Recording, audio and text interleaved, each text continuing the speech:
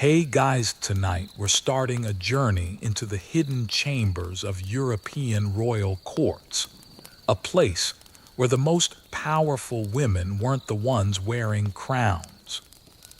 Just imagine a king sitting on his throne, making the kind of decisions that shape nations, that wage wars, that alter history itself. But behind closed doors, there's another voice whispering in his ear. It belongs to a woman who holds no official title, and yet she controls everything. She isn't the queen. She's the mistress. And in the courts of France and England, from the 1600s all the way to the 1800s, these women held more power than most monarchs ever even dreamed of. Tonight, we're going to find out how they did it, and why the world has tried so incredibly hard to forget them. Now, before we step into these royal bedchambers together, I just want to say, if this story pulls you in, if you're curious about the secrets that history tried so hard to bury, I'm so glad you're here. I'm genuinely curious. Where are you right now? Your bedroom, your living room. Maybe you're tucked under the covers with the lights turned down low. Just let me know in the comments. I really do love hearing from you. Whether you're in New York or Tokyo, London or Los Angeles, we're all here together tonight, about to uncover something truly extraordinary. So dim the lights, get comfortable, maybe turn on a fan for that soft white noise, and let's begin.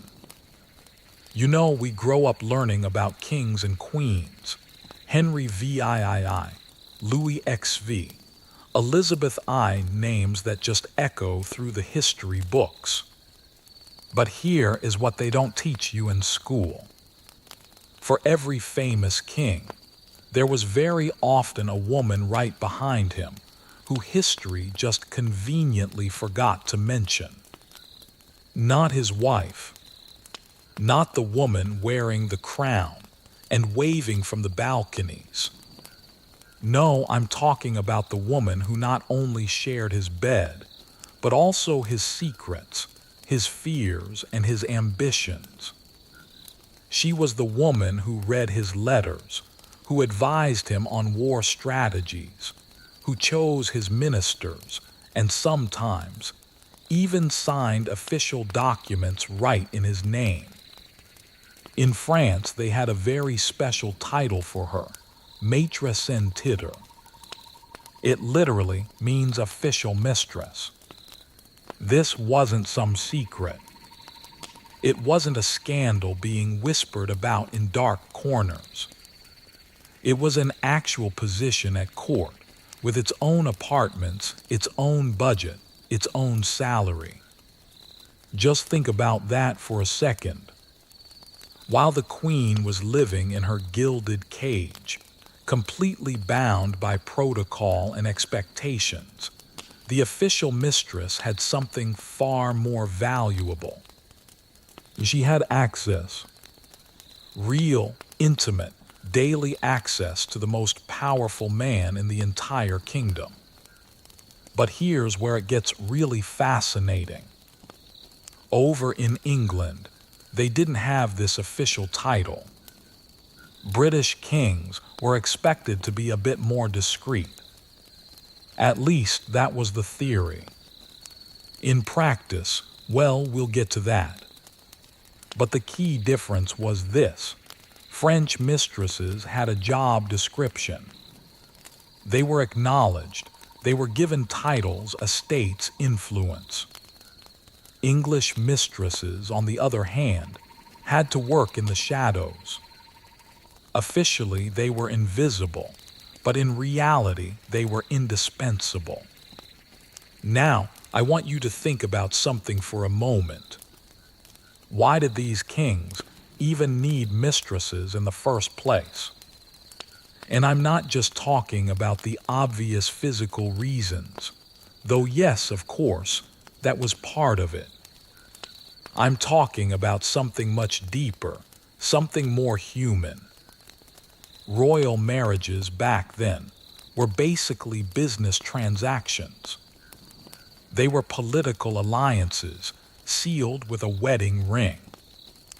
A French princess would be married to a Spanish prince to prevent a war.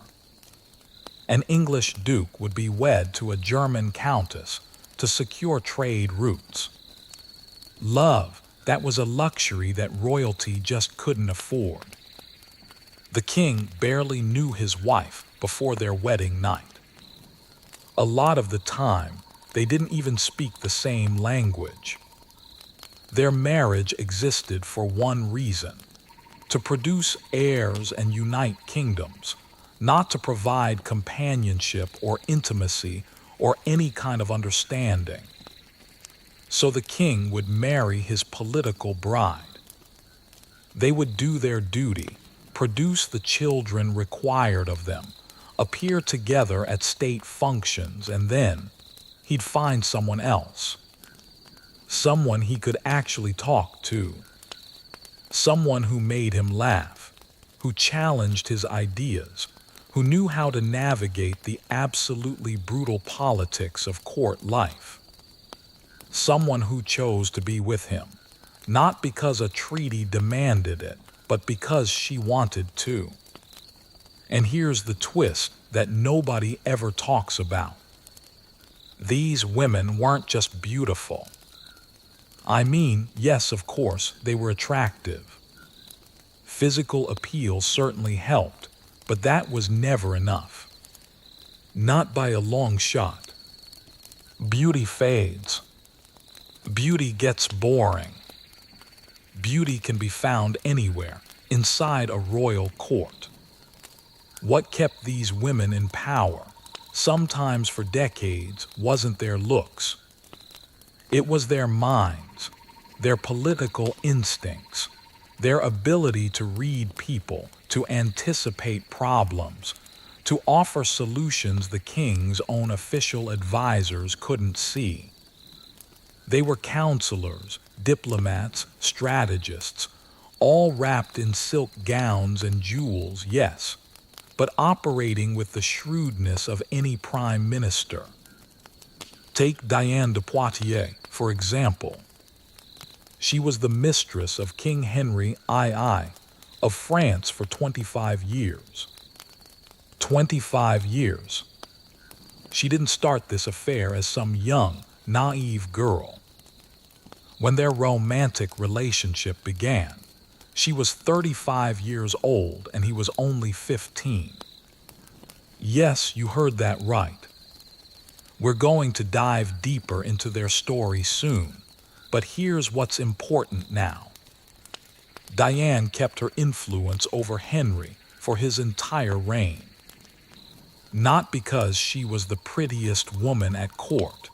There were always younger, prettier women around, but because she was irreplaceable. She understood politics. She knew how to advise him. She became his most trusted confidant. Foreign ambassadors knew that if you wanted something from the King of France, you didn't just bring gifts for the Queen. You brought gifts for Diane. And that right there, that is the key insight that most people miss about royal mistresses. History wants to reduce them to just one thing: sex. Scandalous affairs. Women using their bodies to manipulate powerful men. It's a comfortable story because it keeps these women small. It keeps them in their place. Oh, she was just a pretty distraction. But the truth is so much more complex and so much more fascinating. These women were power brokers. They shaped the course of European history. They started wars and they ended them. They built monuments that are still standing today. They were patrons to the greatest artists and writers of their age. And they did all of it while navigating the most dangerous political landscape you can possibly imagine. A world where one wrong move, one loss of favor, could mean exile, disgrace, or even death. Consider this. In France during the 1700s, if you wanted to become a general, a minister, a bishop, any position of real power, you needed the king's approval. But how did you get the king's attention? How did you make your case when dozens of other ambitious men were trying to do the exact same thing? You went through his mistress. She was the gatekeeper. She was the one who decided who got an audience with the king, whose letters actually made it to his desk, whose names came up in pillow talk after the candles were blown out. Madame de Pompadour, the mistress of Louis XV in the mid-1700s, functioned as what historians now call a de facto prime minister. She didn't just influence policy, she made policy. She appointed military commanders. She negotiated with foreign ambassadors. And when France entered the disastrous 7 Years' War, guess who got the blame? It wasn't just the king. Pompadour shouldered much of that political fallout. Now, let's talk about something that might make you a little uncomfortable. Power and gender in these royal courts. Because here's the paradox. Women in this era had almost no official power. They couldn't inherit thrones in most countries. They couldn't hold government positions. They were considered legal property, first of their fathers and then of their husbands. Queens were expected to sit quietly, bear children, and just smile at state dinners. But mistresses, they operated outside of these rules. They weren't constrained by the expectations that were placed on wives and daughters. They could never be queens, so they weren't bound by queenly behavior. And ironically, this gave them more freedom to exercise real influence. As one historian put it, in the early French court, there was no real division between formal and informal political power. If you were the king's friend, or more than a friend, that made you politically influential. Full stop. The most powerful woman at court was rarely the woman who was wearing the crown. It was the woman sharing the king's bed, reading his correspondence, and whispering advice between the silk sheets. Think about poor Catherine de Medici, married to Henry II of France. She was the queen. She gave him 10 children. She was intelligent, educated, from one of the most powerful families in all of Italy. And for 26 years of marriage, she lived completely in the shadow of her husband's mistress, Diane de Poitiers. When Henry traveled, he took Diane, not Catherine. When important decisions needed to be made, he consulted Diane, not Catherine. The Queen of France was basically a supporting character in her own life story. But here is where it gets really interesting. And this is something I want you to think about as we continue on through these stories. Were these women victims, or were they victors? Were they exploited, or were they empowered? It's not a simple answer. They lived in a world that gave women almost no legitimate paths to power. So they took the paths that were available to them, however problematic we might find them today.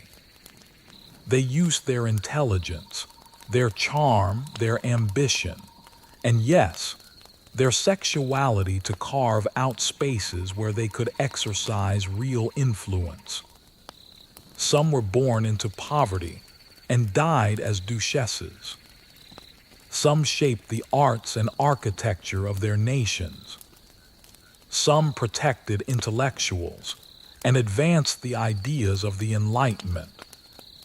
And some, frankly, were just as ruthless and power-hungry as any male politician of their era, which honestly is its own kind of equality, isn't it? One more thing before we dive deeper into specific stories. I mentioned earlier that French mistresses were more official than the English ones, but don't let that fool you into thinking that English royal mistresses were any less influential. King Charles II of England, who ruled from 1660 to 1685, had 13 known mistresses. 13. And he didn't hide them. He paraded them all around London. He gave them houses near his palace, showered them with jewels, and acknowledged their children. One of his mistresses, Barbara Palmer, had apartments at the palace that were even more lavish than the Queen's. The public could actually buy portraits and engravings of the king's mistresses. They were celebrities, 17th century versions of Instagram influencers, if you will. And perhaps the most beloved of them all was Nell Gwynn, an actress who sold oranges in the theater before she caught the king's eye. The English public adored her because she was funny, down to earth, and fiercely loyal to England. When people confused her carriage with that of Charles's French mistress one day, Nell stuck her head out the window and shouted to the angry crowd, "Don't worry, good people. I'm just the Protestant whore." The crowd absolutely loved her for it. A mistress with a sense of humor and national pride. Now that was something they could get behind. But beneath all the glamour, the jewels, the power, and the influence, there was always danger. These women lived very precarious lives. Their entire existence depended on one man's affection, and kings, however powerful, were still mortal. When a king died, his mistress's protection died right along with him. And that's when the real drama began, as we'll see when we explore what happened to Diane de Poitiers the moment Henry II breathed his last breath. So that's the world we are entering together.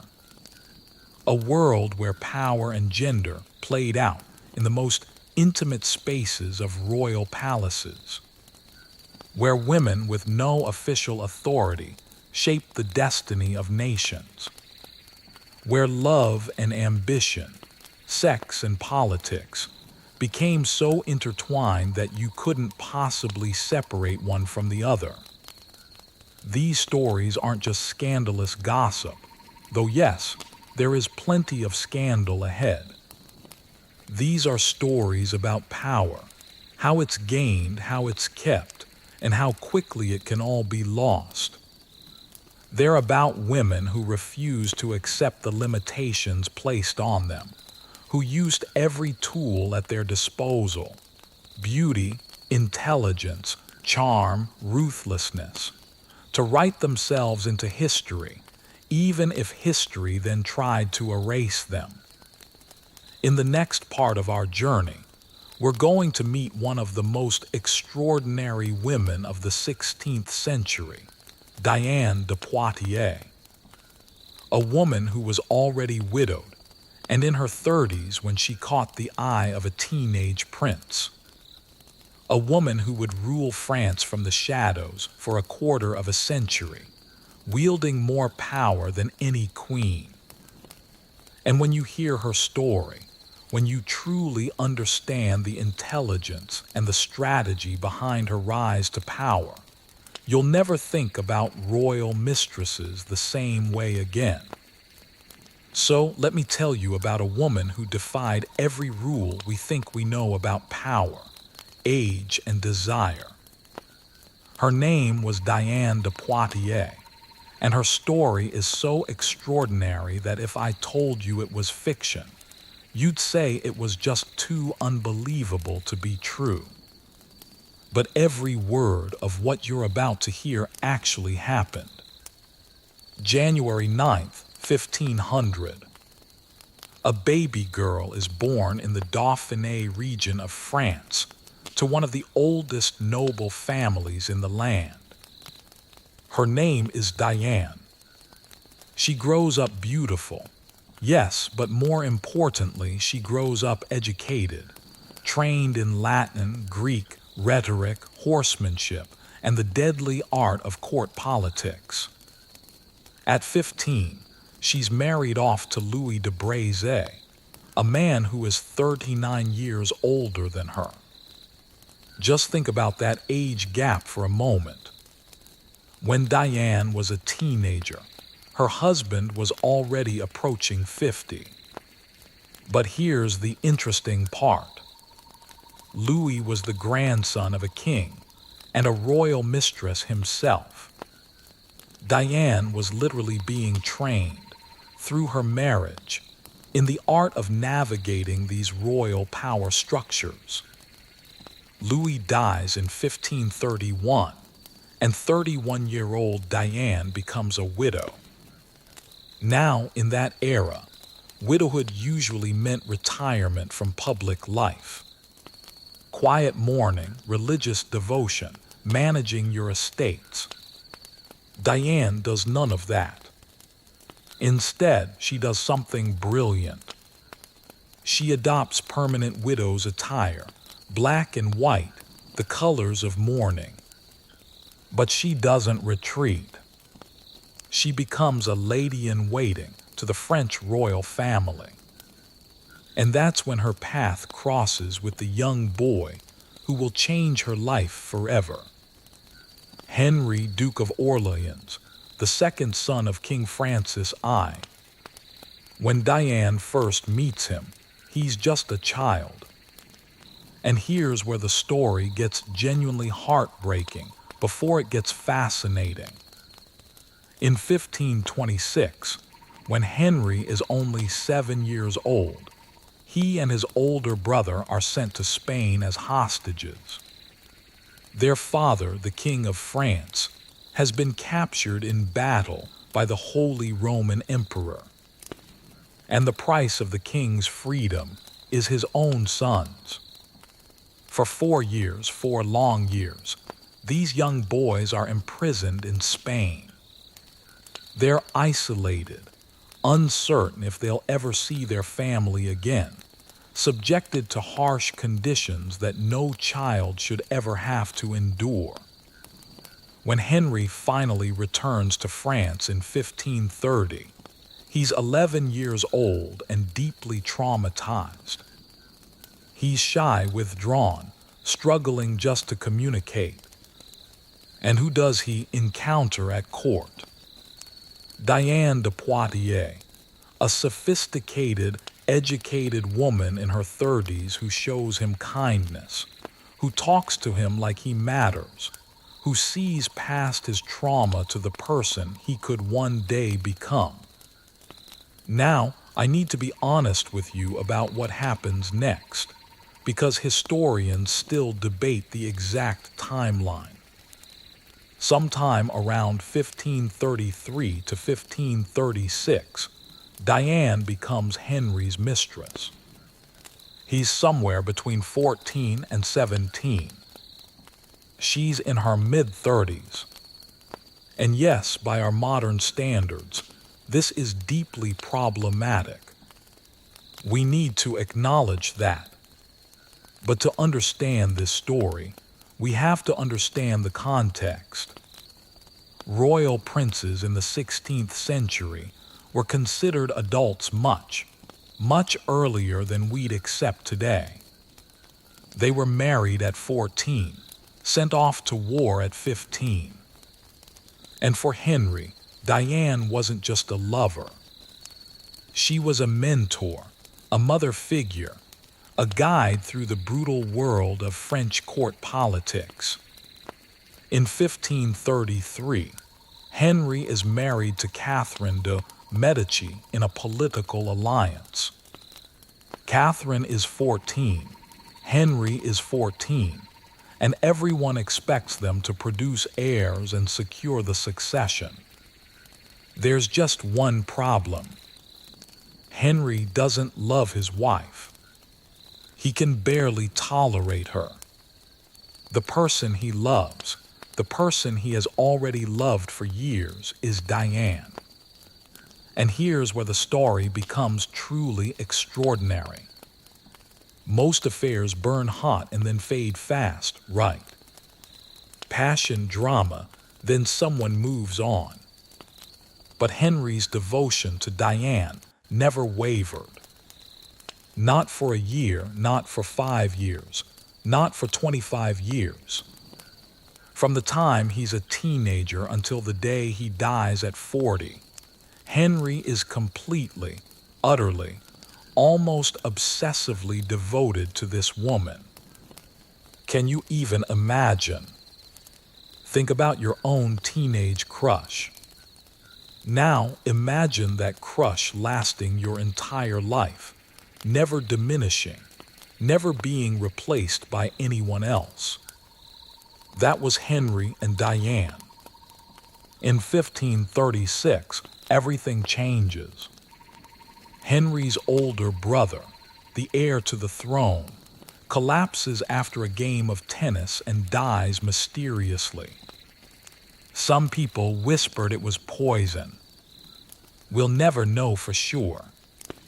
But suddenly, Henry is no longer the spare. He is the heir to the French throne. And Diane de Poitiers, the widow in her late 30s, is now the mistress of the future king of France. This is when her real genius reveals itself. Diane could have just been content with being Henry's lover. She could have asked for jewels and pretty dresses and stayed in the background. Instead, she becomes his advisor, his partner, his political strategist. When Henry struggles with the complexities of court life, Diane guides him. When he needs to navigate dangerous political waters, Diane helps him see the currents running just beneath the surface. But she is not universally loved. Not by a long shot. Henry's father, King Francis I, has his own official mistress, a woman named Anne de Pisseleu de Hailey. And Anne hates Diane. In 1544, Anne convinces the king that Henry and Diane are plotting against him, spreading lies, sowing distrust. King Francis banishes Diane from court. This should have been the end of her story. A mistress who is exiled is a mistress who is finished. But here's what happens instead. Henry leaves too. The heir to the French throne just walks away from court to be with Diane. He chooses her over his father's approval, over political advantage, over everything. That isn't just infatuation. That isn't just lust. That is something deeper. A bond that transcended everything the 16th century understood about relationships. Francis dies in 1547. Henry becomes King Henry II of France. He's 28 years old, And the very first thing he does is bring Diane back. Not quietly, not discreetly. He makes her his official mistress and gives her a gift that stuns the entire court.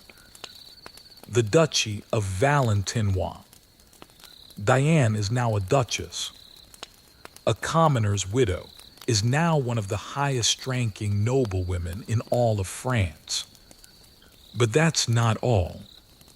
Henry gives her something even more valuable. La Paulette. This was a tax on all military, ecclesiastical, and civil appointments in France. Every single person who wanted a government position had to pay this tax, and all of that money, it went directly to Diane. When she protests, "This seems to me all too great a gift," Henry's response is perfect. "It is my royal pleasure to lay La Paulette as a nosegay at your feet." A nosegay.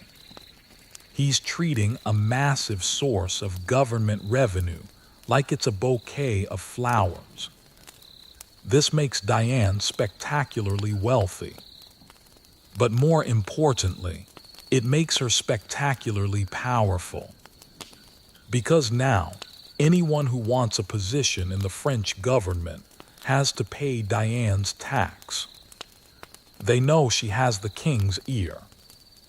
They know she can make or break careers. So what do? They court her favor. They bring her gifts.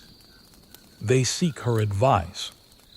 Foreign ambassadors don't just visit the king, they visit Diane too. The Venetian ambassador writes home, "The Duchess of Valentinois rules the roast." That's a direct quote from historical records. And get this, Henry creates a royal monogram to symbolize his reign.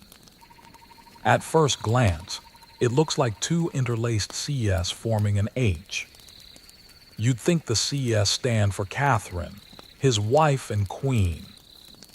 But if you look closer, those CS can also be read as DS for Diane. He literally encrypted his mistress's initials into the official symbol of his kingship. That monogram appears everywhere, on buildings, on documents, on cannons and weapons. France's military went to war carrying Henry's declaration of love, for Diane literally stamped right on their artillery. Even more audaciously, Henry signs official state documents that would be preserved in national archives for centuries, with a combined signature, Henry Diane. One name, as if they're one single entity, as if she is co-ruling France right alongside him, because in many ways she is. Now let's talk about Catherine de' Medici, because her part in this story is absolutely heartbreaking. She's the Queen of France. She's from one of the most powerful families in Italy, the Medici, banking dynasties, patrons of Michelangelo and Leonardo da Vinci. She's educated, intelligent, politically savvy, and she is completely, utterly powerless in her own marriage. For 10 years after her wedding, Catherine doesn't get pregnant. 10 years. In royal courts, a queen's only real job is producing heirs. If she can't do that, she's worthless.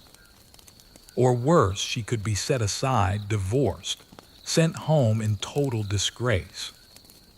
Catherine is desperate. And you know what the court whispers. That she's barren.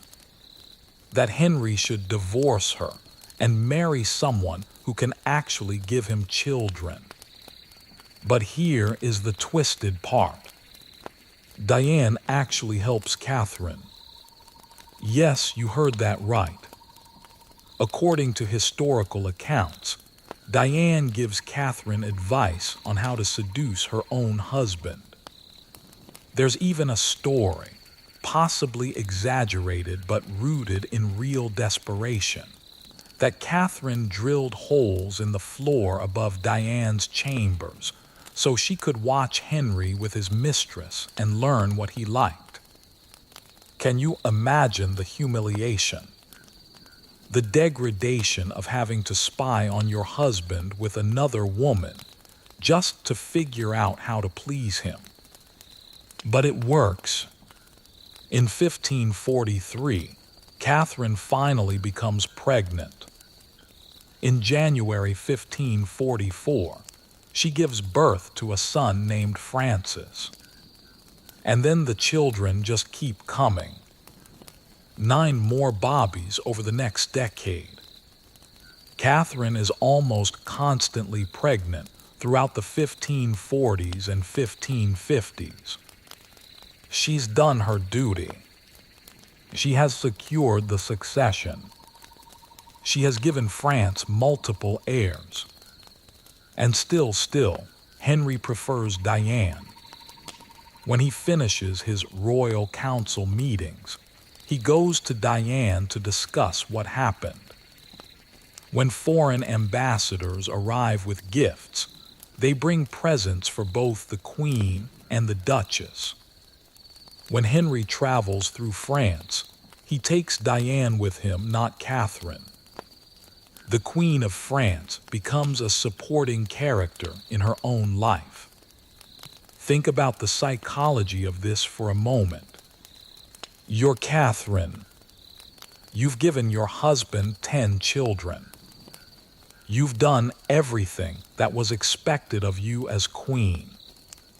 And every single night, you watch him walk right past your chambers to spend the evening with a woman 20 years older than him. A woman who holds no official title beyond what your husband gives her, yet commands more respect, more influence, and more love than you ever will. And Diane doesn't even have youth on her side anymore. By the 1550s, she's in her 50s. Henry is in his 30s, younger, at his physical prime. There are countless younger, beautiful women at court who would jump at the chance to catch the king's eye. But Henry never strays. His devotion to Diane never wavers. Why? What did she have that bound him so completely? It wasn't just beauty, though by all accounts she took extraordinary care of her appearance.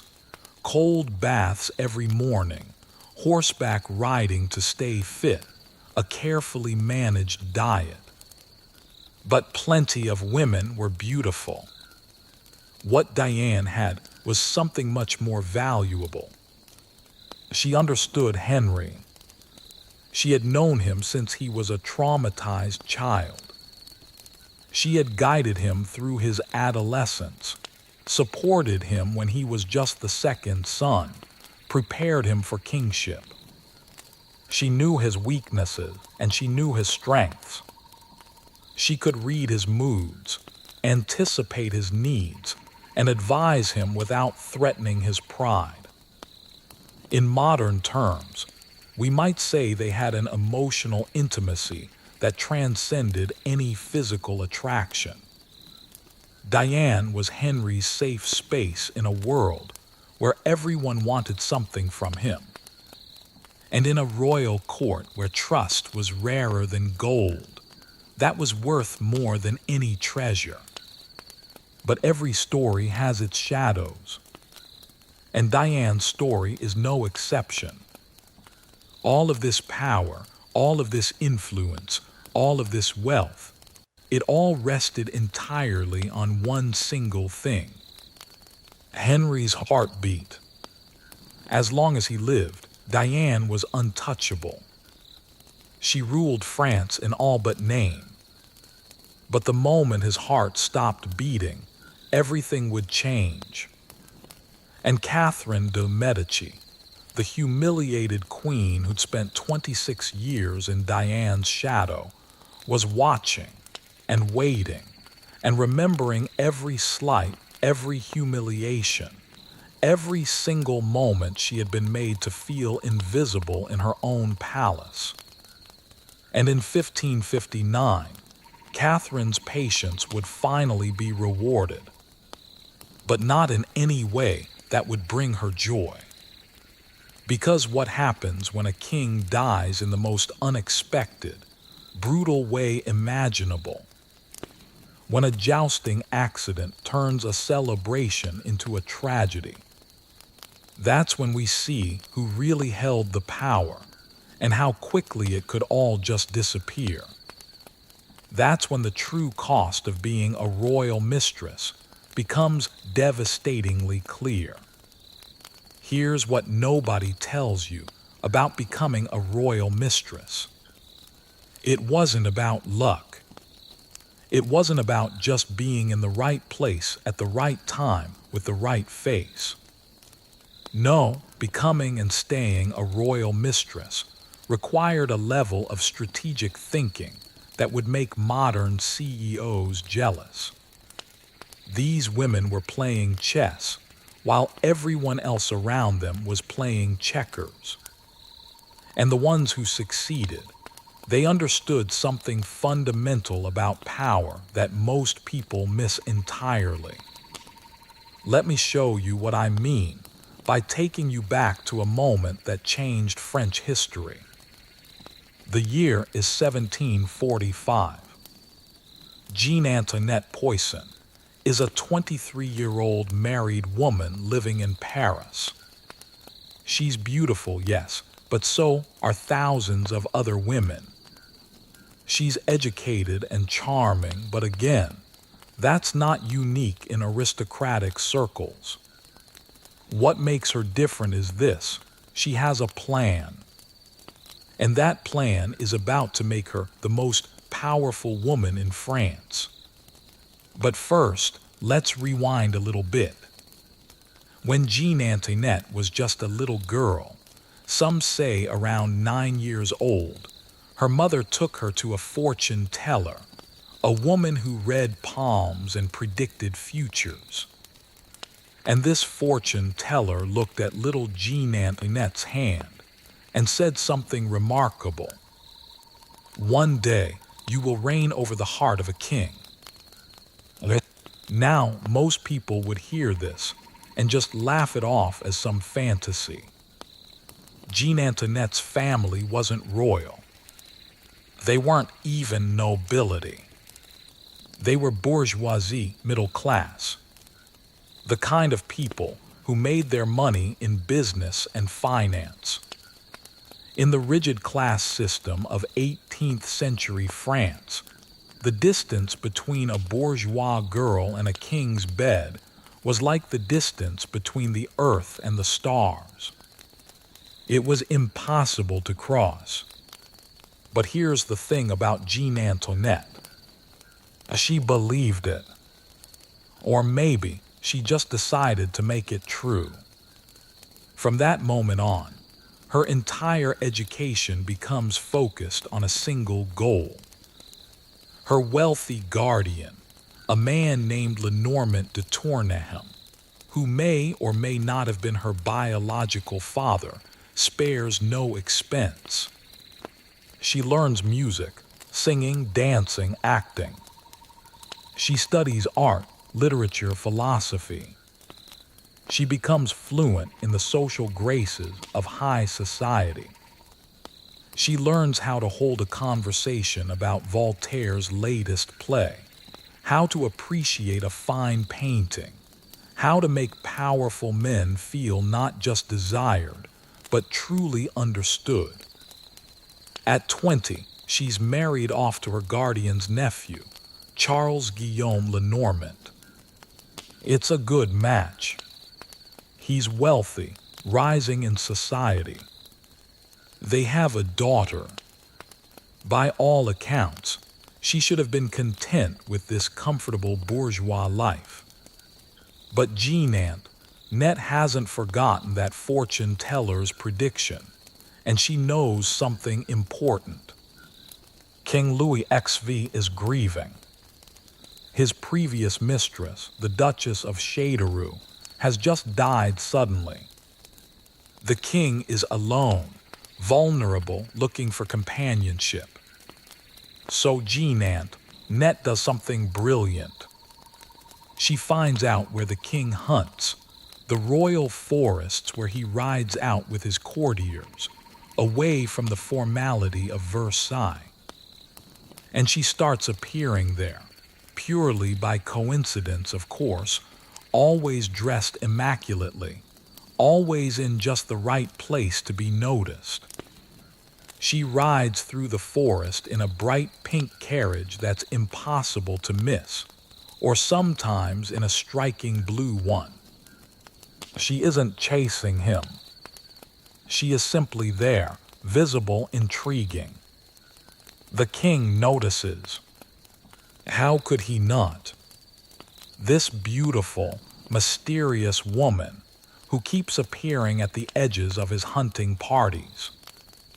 And when they finally meet properly at a masked ball in February 1745, Jean Antoinette is ready.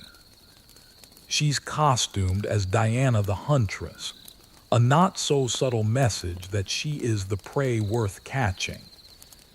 And Louis, who was dressed as a yew tree with his courtiers, is captivated. But here's what was so genius about Jean Antoinette's strategy. She didn't just rely on attraction. She offered Louis XV something he desperately needed: intellectual companionship. His wife, Queen Marie Leszczyńska, was 8 years older than him and had completely withdrawn from his life after bearing 10 children. She was focused on religion and prayer. She had told the king she wanted no more physical intimacy. Louis was trapped in a marriage that had become a shell, and his court was full of ambitious people who all wanted things from him. Jean Antoinette offered him someone he could actually talk to, someone who made him laugh, someone who understood art and ideas and could challenge him intellectually. Within months, she becomes his official mistress. But there's a problem. She's not noble. And in France, you can't be the maîtresse en titre unless you have a title. So Louis does something extraordinary. He purchases the estate of Pompadour and gives it to her, along with the title of Marquise. Jean Antoinette Poisson, the fortune teller's little girl, becomes Madame de Pompadour. And that fortune teller, she was right. Now contrast this with Diane de Poitiers' approach, because their strategies were completely different. Diane didn't seduce Henry with elaborate plans or strategic positioning. She did something even more subtle. She became indispensable as a mentor first. When Henry was young and traumatized, Diane offered him guidance, stability. She positioned herself not as a temptress, but as a wise advisor, a mother figure, someone he could trust in a world where trust was scarce. And here is the psychological brilliance of this. By the time their relationship became romantic, Henry was already emotionally dependent on her. She wasn't just someone he desired, she was someone he needed. That bond, formed in his vulnerable youth, proved to be unbreakable. Diane understood something profound. Sexual attraction fades, but emotional dependency can last forever. Both women, Diane and Pompadour, also understood another crucial element of maintaining power. You don't just seduce the king, You manage the entire ecosystem around him. You befriend the right people. You neutralize potential rivals.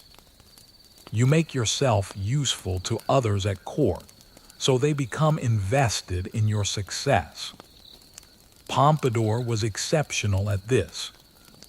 When she first arrived at Versailles, she was an outsider, a bourgeois woman crashing an aristocratic party. The nobles looked down on her. They whispered about her common origins, called her Madame Poisson, which means fish, a nasty play on her maiden name. She could have been destroyed by this social hostility. Instead, she did something smart. She cultivated relationships with the intellectuals and the artists, people like Voltaire and Diderot, who didn't care about noble bloodlines. She became a patron of the arts, commissioning buildings and supporting the Sèvres porcelain manufacturing. She made herself culturally important, not just romantically relevant. And she did one more thing that was absolutely critical. She managed her relationship with the Queen. Now, you'd think the Queen and the Mistress would be mortal enemies, right? But Pompadour was too clever for that. She was always respectful to Queen Marie, never openly disrespectful. She understood that if she made an enemy of the Queen, she'd make enemies of everyone loyal to the Queen. So she walked this incredibly fine line, close to the king, but never openly hostile to his wife. Think about the emotional intelligence that required. You're sleeping with a woman's husband. You have more influence over him than she does. And yet, you have to maintain a cordial, respectful relationship with her. That's not just being charming. That is being a diplomatic genius. Let me tell you about another strategy these women used. They understood the power of reinvention. Barbara Palmer, one of Charles II of England's most powerful mistresses, constantly adapted her approach. When Charles started to lose interest, she didn't just accept it. She became more politically active, positioning herself as a valuable ally who could help ambitious courtiers gain access to the king. She transformed herself from a lover into a political broker, making herself too useful to discard completely. And here is something fascinating that rarely gets talked about. Many of these women understood how to weaponize jealousy. Not their own jealousy, the king's. They'd cultivate friendships with attractive, powerful men at court, just close enough to make the king notice.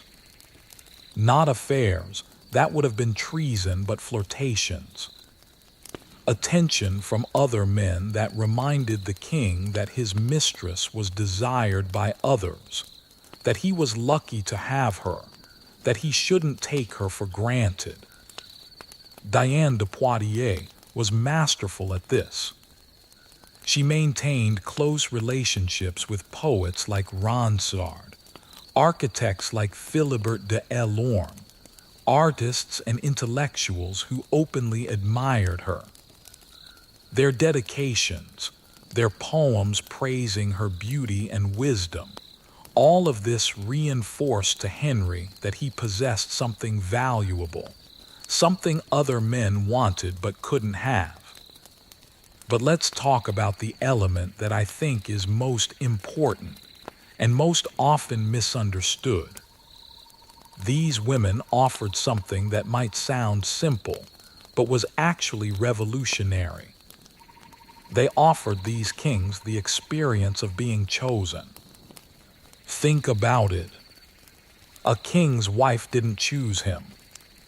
She was assigned to him by a political treaty. His courtiers bowed to him because they had to. His servants obeyed him because it was their job. Everyone around a king either wanted something from him or feared him. But a mistress chose to be there. Yes, there were material benefits, but she could, in theory, refuse. She could walk away. And that element of choice, that voluntary nature of the relationship, made it feel more real, more authentic than anything else in a king's life. In a world of political theater and mandatory deference, the mistress offered something that felt like genuine intimacy. Pompadour understood this deeply. Even after she and Louis XV stopped being physically intimate around 1750, yes, their romantic relationship became platonic after just 5 years. She remained his closest confidant for 14 more years, until her death. Why? Because she had evolved beyond being just a lover.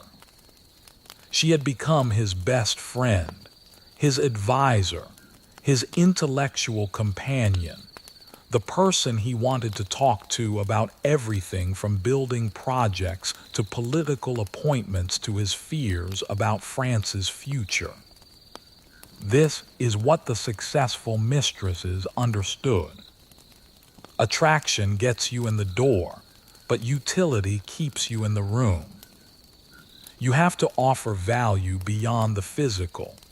Intelligence, political savvy, emotional support, entertainment, the ability to manage the complex social dynamics of court life, the wisdom to advise without seeming to instruct, the charm to make the king feel brilliant while subtly guiding his decisions. And here's the thing that I find most remarkable.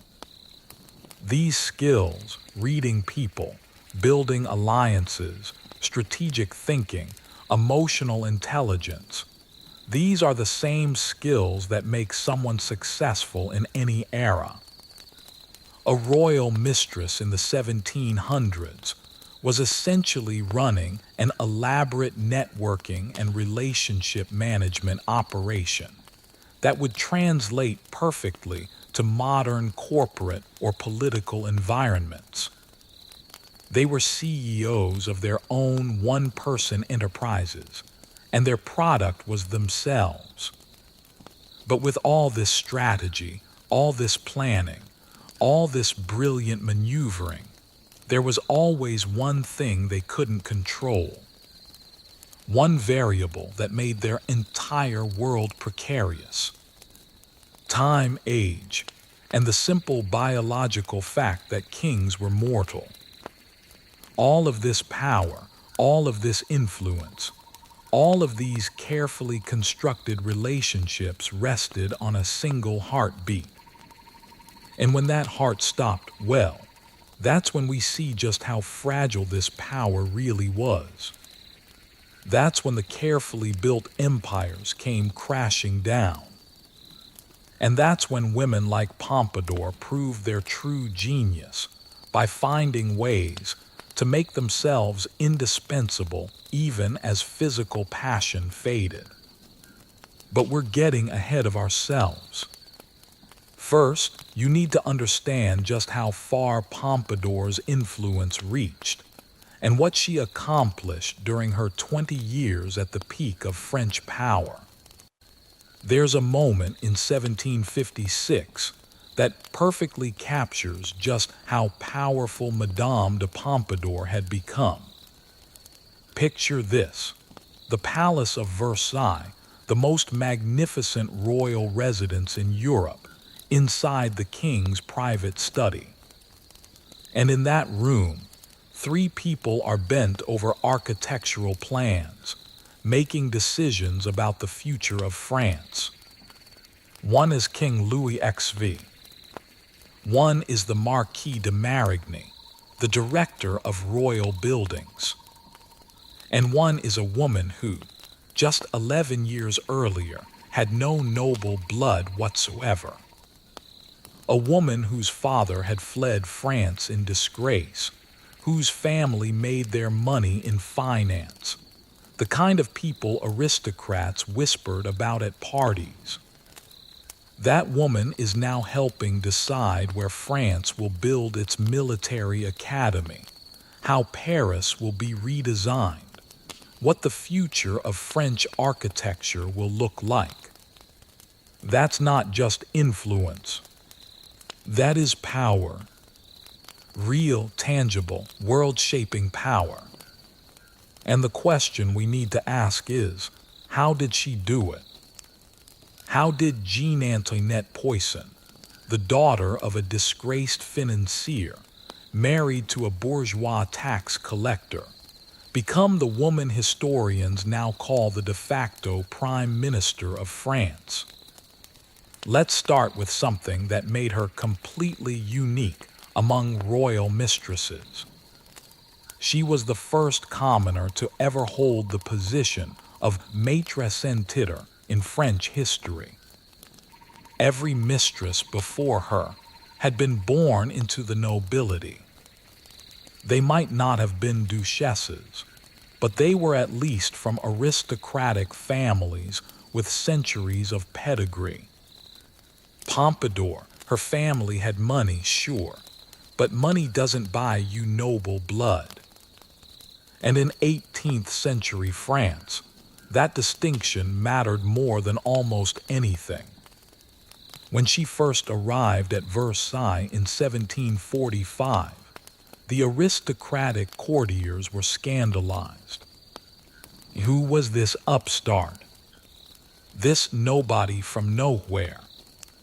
They called her Madame Poisson. Madame Putot-Sang, a vicious pun on her maiden name. They wrote cruel poems about her that circulated through Paris. They spread rumors that she'd been a prostitute, that her mother ran a brothel, that she'd slept her way through half of Paris before catching the king's attention. None of it was true. But the truth doesn't matter when people want to destroy you. But here is where Pompadour's genius really shows. Instead of trying to win over the aristocracy, which was probably impossible, she went around them. She cultivated a different power base entirely. The intellectuals, the artists, the philosophers of the Enlightenment who were beginning to question whether noble birth really made someone superior. In 1751, just 6 years after becoming the king's mistress, Pompadour does something extraordinary. She supports the publication of the first volumes of the Encyclopédie, the massive project by Denis Diderot and Jean-Laurent D'Alembert to catalog all of human knowledge. Now, this might not sound revolutionary, but the Encyclopédie was dangerous. It questioned religious dogma. It challenged traditional authority. It suggested that reason and science mattered more than birth and tradition. The Catholic Church wanted it banned. Conservative nobles wanted it destroyed. But Pompadour protected it. She convinced Louis XVI to allow its publication. And why? Because she understood something the aristocracy didn't. The world was changing. New ideas were emerging that would eventually lead to revolution, though she wouldn't live to see it. By aligning herself with these intellectuals, she positioned herself on the side of progress, of enlightenment, of the future. Voltaire, one of the greatest minds of the age, was one of her closest friends. In 1745, The same year she became the official mistress, Pompadour convinced Louis XV to appoint Voltaire as royal historiographer and give him apartments at Versailles. When she died in 1764, Voltaire wrote, "I am very sad at the death of Madame de Pompadour. I was indebted to her, and I mourn her out of gratitude." It seems absurd that while an ancient pen pusher, hardly able to walk, should still be alive, a beautiful woman in the midst of a splendid career should die at the age of 42. At 42. She died at 42 after 20 years of managing one of the most stressful, demanding positions imaginable, being the emotional, intellectual, and political partner to the King of France. But in those 20 years, she accomplished more than most people do in a lifetime. Let's talk about what she actually built, because this is where Pompadour's legacy becomes concrete. You know the Petit Trianon, that beautiful little palace at Versailles that Marie Antoinette would later make famous. Pompadour commissioned that. She worked with her brother and the king to design it, though she died before it was completed. The École Militaire in Paris, the military academy that trained Napoleon Bonaparte among others, Pompadour's project. The Place Louis XV, now called the Place de la Concorde, one of the most famous squares in Paris, Pompadour pushed for its creation.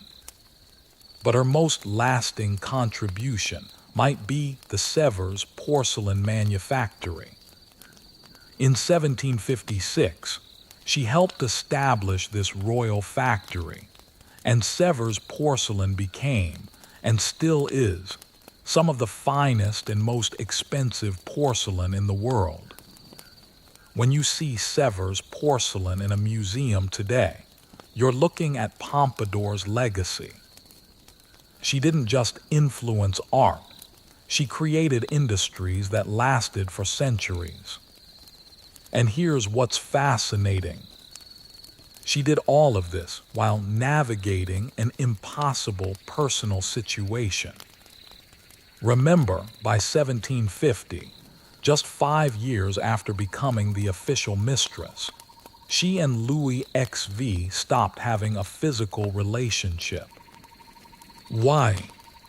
Sources suggest that Pompadour was never particularly interested in the sexual aspect of their relationship.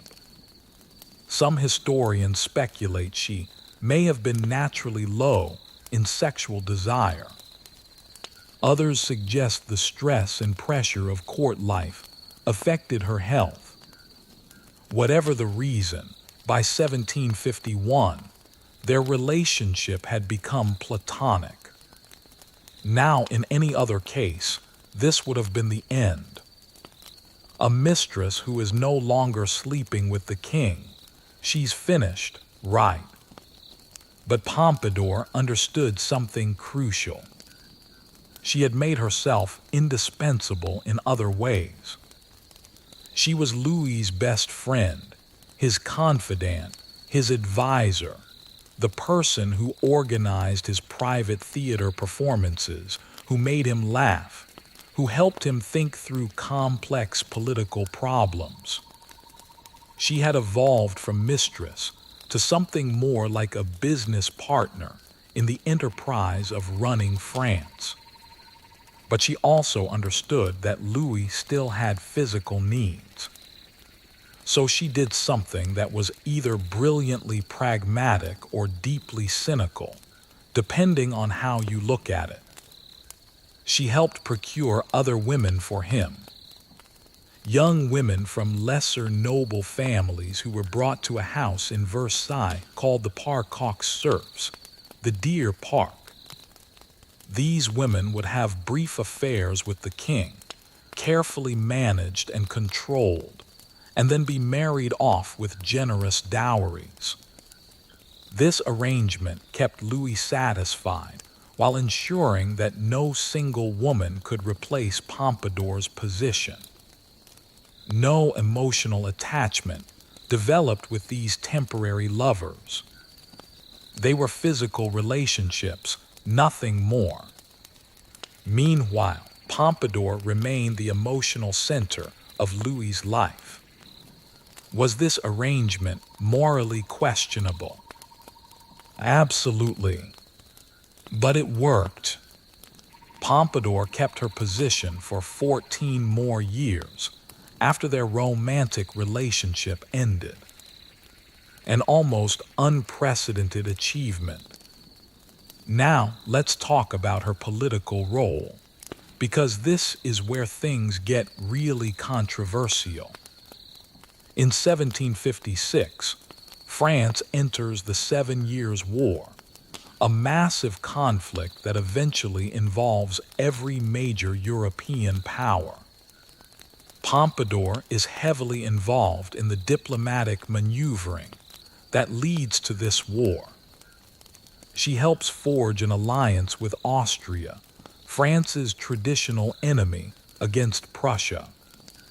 This is called the Diplomatic Revolution, and it completely reshapes European politics. The war is a disaster for France.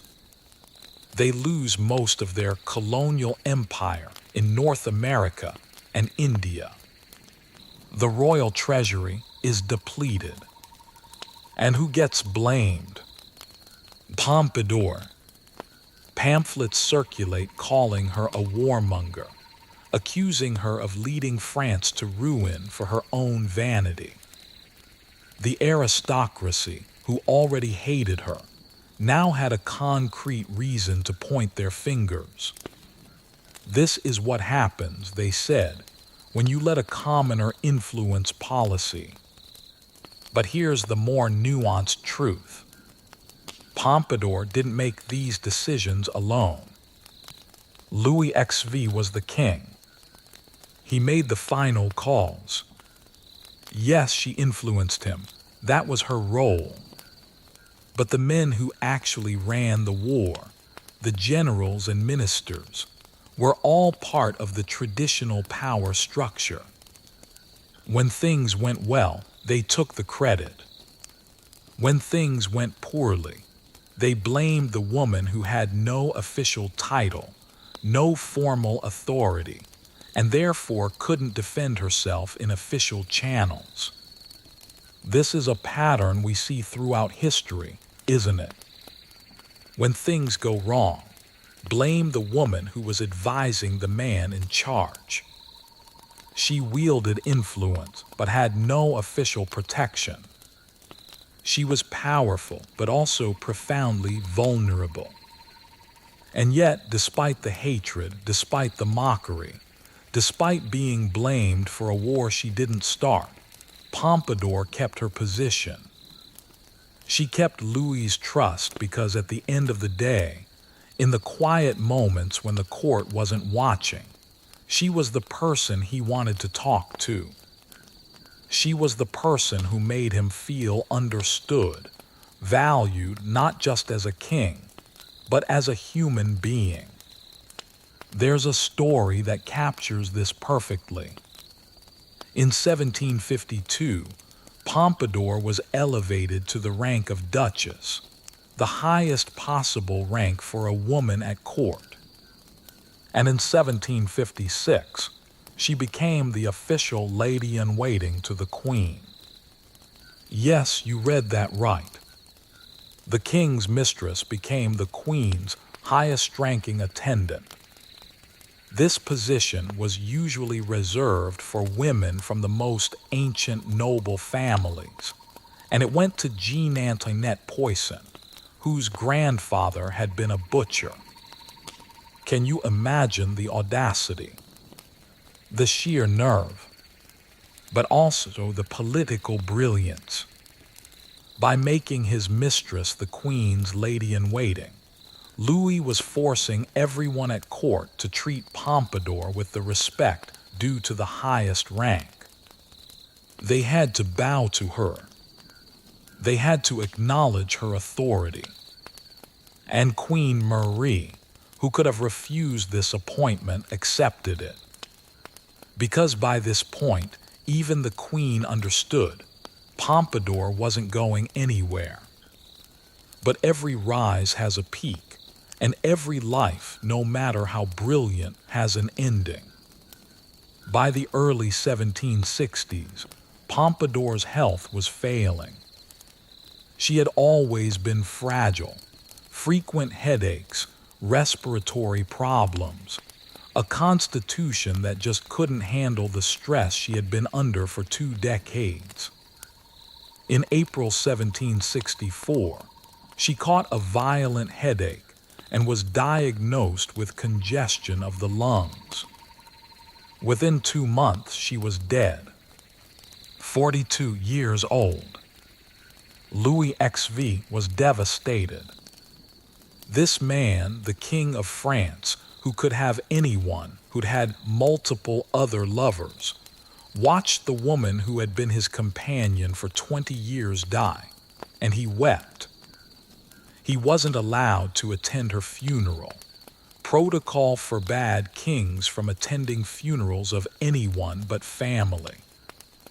But he stood at a balcony of Versailles in the pouring rain, watching her funeral cortege leave, and supposedly said, "This is the only tribute I can pay her." 20 years, 2 decades of power, influence, cultural patronage, political maneuvering, and genuine friendship. And when she died, what remained? Buildings that still stand, porcelain that still amazes, philosophical works she protected that still influence us today, and a lesson about power that echoes through the centuries. It's not where you come from that matters. It's what you do once you arrive. But Pompadour wasn't the only one who understood this lesson. Across the English Channel, in the bawdy, chaotic court of King Charles II, other women were learning their own ways to navigate power. Women from even lower origins than Pompadour.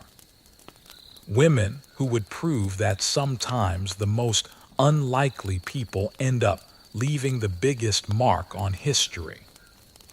Imagine waking up one morning as a nobody, the daughter of a disgraced businessman, a woman with no title, no land, no real claim to anything, and then going to bed that same night as a duchess, with estates scattered across the country, with a personal income that rivals the richest nobles in the land, with servants bowing to you, courtiers seeking your favor, and foreign ambassadors bringing you gifts alongside those they bring for the queen. That's not a fairy tale. That happened multiple times to multiple women. And tonight, we need to talk about what these women actually received for becoming royal mistresses, because the rewards were absolutely staggering. But we also need to talk about what they paid, because nothing, not power, not wealth, not even love, comes without a price. And for these women, the bill always came due eventually. Let's start with the sheer material wealth, because it's almost incomprehensible by our modern standards. When Henry II gave Diane de Poitiers the Duchy of Valentinois in 1548, he wasn't just giving her a fancy title. He was giving her an entire duchy, lands, villages, forests, the right to collect taxes from everyone who lived there. She became one of the largest landowners in France overnight. But that was just the beginning. Remember La Paulette. That tax on government appointments we talked about earlier. Every single person who wanted a position in the military, the church, or the civil service had to pay this tax. And all that money flowed directly to Diane. We're talking about an enormous, continuous stream of wealth. The English ambassador to France wrote in a dispatch back to London that Diane ruleth the roost. She was so wealthy and powerful that she essentially controlled all access to the French government. But wait, there's more. Henry also gave her the crown jewels of France. Not replicas, not imitations, the actual crown jewels that belonged to the French monarchy. He literally took jewels that should have stayed with the institution of the monarchy and gave them to his mistress. Can you imagine the scandal? The Queen, Catherine de' Medici, had to watch as her husband handed over treasures that should have been hers to another woman. And the Shaydocks. Oh, the Shaydocks. Diane received the Shadow Dannet, which Henry commissioned to be built specifically for her by France's greatest architect, Philibert de Lorme. This wasn't just a house. It was a Renaissance masterpiece, a palace that screamed wealth and taste and power. But she also received Chenonceau, one of the most beautiful Shaydocks in all of France, spanning the river Cher like a bridge. Catherine wanted Chenonceau desperately. She'd expressed interest in it multiple times, but Henry gave it to Diane instead. That's not just generosity. That's a statement about who really mattered to him. Now, let's jump across the English Channel to Charles II's court, because the English did things a bit differently, but no less extravagantly. Barbara Palmer, later Lady Castlemaine and Duchess of Cleveland, received so much money from Charles II that historians have trouble tallying it all up. We're talking about annual pensions of thousands of pounds, lump sum payments, valuable properties, lucrative positions for her relatives. She was given apartments at Whitehall Palace that were more luxurious than Queen Catherine's rooms, more beautifully decorated, closer to the king's own chambers. The message was crystal clear. This woman matters more than the queen. Charles also gave Barbara something that might seem strange to us now, but was incredibly valuable then. He legitimized her children. Now, there was some question about whether all of Barbara's children were actually Charles's. She wasn't exactly faithful to him either, but Charles acknowledged several of them as his own. That meant they received titles, positions, and places in society. Barbara's son became the Duke of Southampton. Her daughter married into the high nobility. These children, born outside of marriage, were set up for life. But here's where it gets really interesting. Charles II did this for multiple mistresses. He had at least 12 acknowledged illegitimate children by various women, and he gave them all titles and positions. The Duke of Monmouth, the Duke of St. Albans, the Duke of Richmond. He created an entire shadow aristocracy of his bastard children, all because he loved their mothers enough to secure their futures. Louise de Kerwal, Charles's French mistress, became the Duchess of Portsmouth and received estates in England worth thousands of pounds per year. She also received gifts, jewels, cash payments, and influence that she used to benefit France. Remember, she was widely believed to be a French spy, feeding information back to Louis XIV. Charles knew this. Everyone knew this. And he kept giving her money anyway, because he genuinely cared for her. But let's pause here and ask a harder question. What did these women pay for all this wealth? What was the cost? First, there was the scandal, the public mockery. Diane de Poitiers had to endure poems and pamphlets calling her corrupt, accusing her of witchcraft. Yes, witchcraft. Claiming she used dark magic to maintain Henry's devotion. They said she bathed in the blood of infants to stay young. None of it was true. But imagine having these lies circulate about you, published and sold in the streets of Paris, and being unable to respond because acknowledging them would only make things worse. Pompadour had it even harder because she was a commoner. The aristocracy never let her forget it. They called her Madame Putot-Sang, Madame Poison. They wrote pornographic poems about her and distributed them throughout Paris. They blamed her for every bad decision Louis XV made, every military defeat, every tax increase. When France lost the 7 Years' War and its colonial empire shrank dramatically, the pamphlets said it was Pompadour's fault. Never mind that she didn't command armies or negotiate treaties.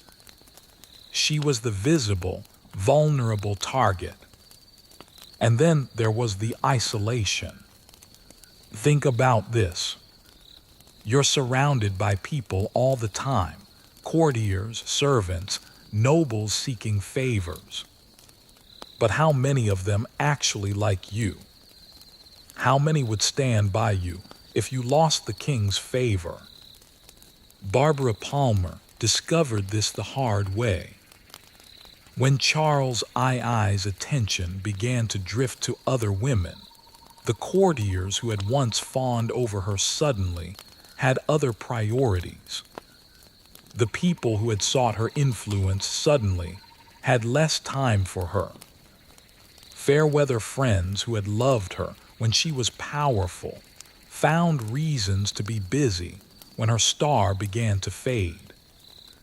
And we haven't even talked about the biggest cost yet. The knowledge that everything you have depends on one person's continued affection. One man. If he dies, if he loses interest, if someone younger or more beautiful catches his eye, everything goes away. All of it. The wealth, the power, the position. Gone. Diane de Poitiers learned this lesson in the most brutal way possible. June 30th, 1559. A jousting tournament in Paris to celebrate the marriages of Henry's daughters. The king is 40, still vigorous, still in love with his 60-year-old mistress. He's wearing Diane's colors, black and white, as he always does in tournaments. He's performing for her, showing off his prowess. But jousting is dangerous. A lance splinters. A fragment pierces Henry's eye, penetrates his brain. He's carried off the field, and for 10 days he lingers in agony. And here's where Catherine de' Medici finally, after 26 years of humiliation, gets her revenge. She bans Diane from Henry's bedchamber. The king asks for Diane repeatedly. He's dying and wants to see the woman he's loved his entire adult life. But Catherine refuses. She controls access now. She's the queen, protocol is on her side, and she uses that protocol like a weapon, denying Henry and Diane their final goodbye. Imagine loving someone for 25 years and not being allowed to see them as they die. Henry dies on July 10th, 1559. And the moment, literally the moment, he's dead, Catherine acts. She sends a letter to Diane demanding the return of the crown jewels. All of them. Immediately. She forces Diane to give up Chenonceau, the chateau Diane has lovingly renovated and made beautiful, in exchange for Chaumont, a far less desirable property. She doesn't destroy Diane financially. She's not quite that vindictive, but she strips away everything that symbolized Diane's power, and she banishes her from court. The woman who had been the shadow queen of France for a quarter century is exiled to her estates, forbidden from returning to Paris or Versailles. Diane lives 6 more years in comfortable but isolated retirement at the Chateau d'Annet. She dies in 1566 after falling from her horse, still riding in her 60s, still maintaining the physical fitness that had been part of her mystique. But those final 6 years must have been strange, going from being one of the most powerful women in Europe to being essentially erased from public life. And this pattern repeats throughout history. When Charles II died in 1685, his dying words included, "Let not poor Nellie starve," a reference to Nell Gwynn, the actress Mistress he genuinely loved. But even with that deathbed plea, Nell faced serious financial troubles. His brother, James II, eventually honored some of Charles's wishes, but Nell died just 2 years after Charles, deep in debt despite all the wealth she had once accumulated. Barbara Palmer lived much longer. She died in 1709, 24 years after Charles, but her later years were marked by scandal, debt, and watching the influence she'd once wielded just fade away. The apartments at Whitehall gone. The access to power vanished. She ended up embroiled in messy lawsuits and died in relative obscurity compared to her glory days. The only exception, the only mistress who died while still in power, was Pompadour. She maintained her position until her death in 1764. Never displaced, never exiled. But she paid for that security in other ways. The stress, the constant political maneuvering, the toll it took on her health. She died at 42, worn out from 2 decades of managing the most demanding relationship in France. So here's what we need to understand. Yes, these women received staggering wealth. Yes, they lived in palaces and wore jewels worth more than most people earned in a lifetime. Yes, they wielded real power and shaped history. But they also lived with constant uncertainty, public mockery, genuine danger, and the knowledge that it could all disappear in an instant. The price of power was paid not just when they fell from grace, but every single day they held that power. In the stress, the isolation, the knowledge that they were always one step away from ruin. And nowhere is this more clear than when we look at what happened between these mistresses themselves. Because when the stakes are this high, when power and wealth and security all depend on one man's affection, women who might have been friends become enemies. The competition becomes vicious, and the casualties are real. That's the world we're stepping into next. May 29th, 1660. After years of civil war, after the execution of his own father, after living in exile all across Europe, Charles Stuart finally returns to England as King Charles. The country is just exhausted from Puritan rule under Oliver Cromwell. No theater, no music, no dancing, no joy. And Charles is about to make up for all that lost time in spectacular fashion. They didn't call him the Merry Monarch for nothing. Within just a few weeks of his restoration to the throne, London completely transforms. Theaters reopen, music fills the streets, and Charles does something that shocks absolutely everyone. He makes it legal for women to perform on stage. Before this, all the female parts in plays had been performed by young men in drag. But Charles had spent his exile in France, where actresses were celebrated, and he thought, quite reasonably, why shouldn't English women have the same opportunity? But here is what really sets Charles apart from the other monarchs we've discussed. His absolute shamelessness about his love life. Henry II had one mistress his entire adult life. Louis XV was relatively discreet, keeping his affairs within the court. Charles II, he had at least 13 documented mistresses. 13. And he didn't hide them. He paraded them through London like trophies. He gave them houses near his palace. He showed up at the theater with them. He had their portraits painted and hung in public galleries. The man had no shame whatsoever. And honestly, 17th century London kind of loved him for it. See, here's the thing about Charles.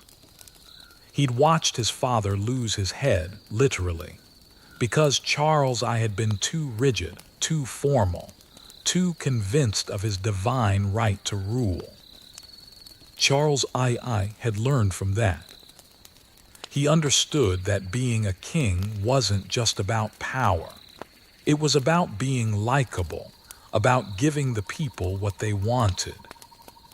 And what the English people wanted after decades of Puritan grimness was a king who knew how to have a good time. But let's be clear, Charles wasn't just some party-loving playboy.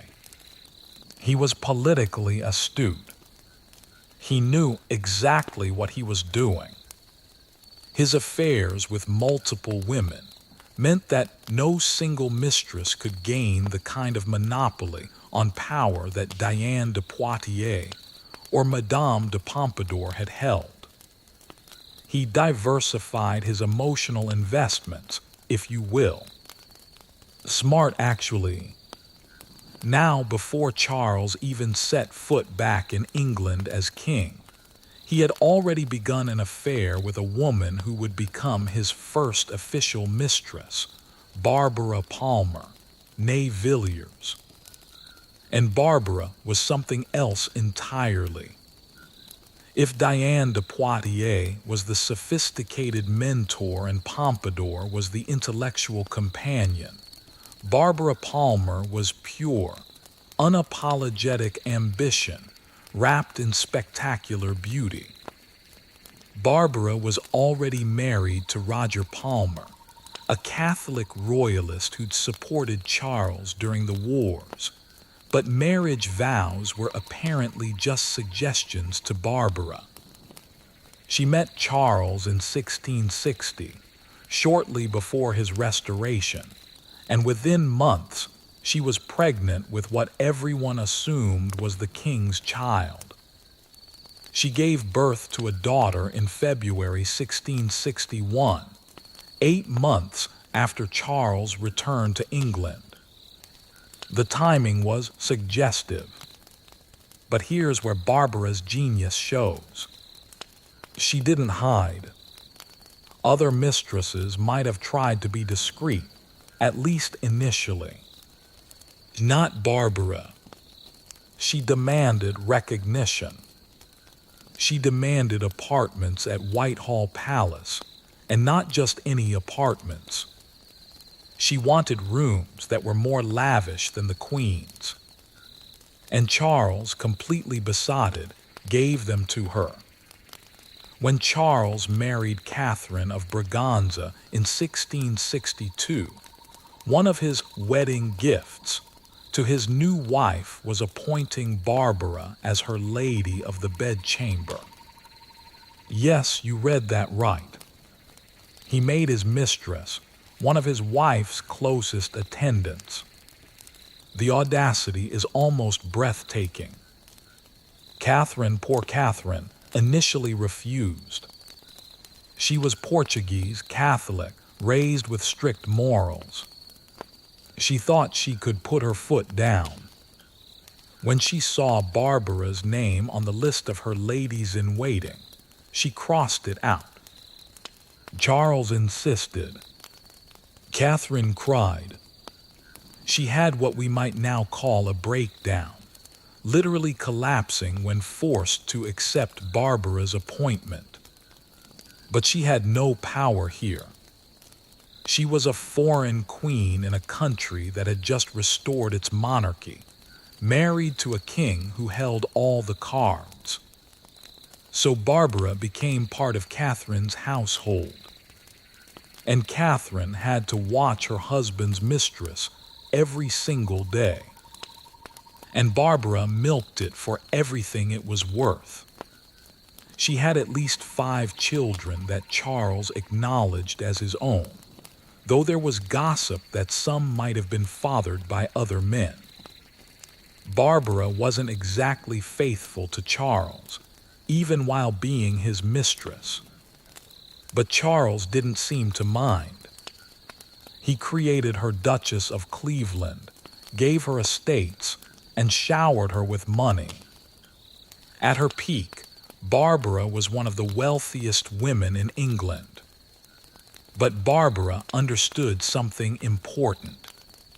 She needed to be useful, not just beautiful. So she became a political operator. Men who wanted access to the king came to Barbara first. Henry Bennet, who became Earl of Arlington and one of Charles's most important ministers, gained his position partly through Barbara's influence. She became a gatekeeper, and gatekeepers have power. However, Charles being Charles, Barbara was never going to be his only mistress. Enter the contrast. Moll Davis and Nell Gwynn, both actresses from the newly reopened theaters, both low-born, both charming in completely different ways, and both about to become part of what we might call Charles's mistress management system. Moll Davis was from the Duke's Company Theater. She was beautiful, a talented dancer and singer, and she caught Charles's eye around 1667. She bore him a daughter, Mary Tudor, and was set up in a nice house on Suffolk Street with a generous allowance. But Moll was never going to be more than a pleasant diversion for Charles. She didn't have the wit or the personality to hold his attention long term. But we'll get to the woman who did in just a moment. First, I want you to understand the sheer scale of what Charles was doing. He wasn't just having affairs. He was creating an entire parallel court system based on his love life. Think about it. Barbara Palmer had her faction at court, the people who allied with her to gain influence. His other mistresses had theirs. These women competed for resources, for the king's time, for public recognition. And Charles, brilliant, manipulative Charles, used this competition to his advantage. If one mistress became too demanding, he would simply spend more time with another. He kept them all slightly off balance, never letting any single woman feel secure enough to push him too far. Now compare this to the French system. In France, there was one maitresse en titre at a time, one official position. If you were the king's mistress, you were it. You had the title, the authority, the clear position. In England, there was no official role, which meant multiple women could all claim to be the king's mistress simultaneously. It was messier, less formal, but in some ways it was more dynamic. Charles wasn't bound by traditional protocol. He could do whatever he wanted, and what he wanted, apparently, was variety. Louise de Kerwal entered his life in 1670, and she was different from all the others. She was French, sent to England by Louis XIV essentially as a diplomatic gift, and yes, probably as a spy. She was aristocratic, cultured, sophisticated. Everything Barbara was not. And she was Catholic, which made her deeply unpopular with the English public, who were deeply suspicious of Catholics after years of religious conflict.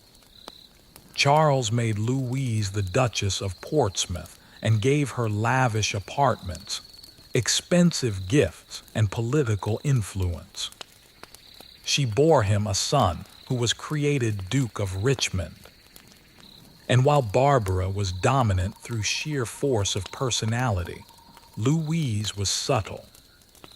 She worked behind the scenes. She wrote letters back to France. She influenced Charles's foreign policy. The English public despised her, called her Mrs.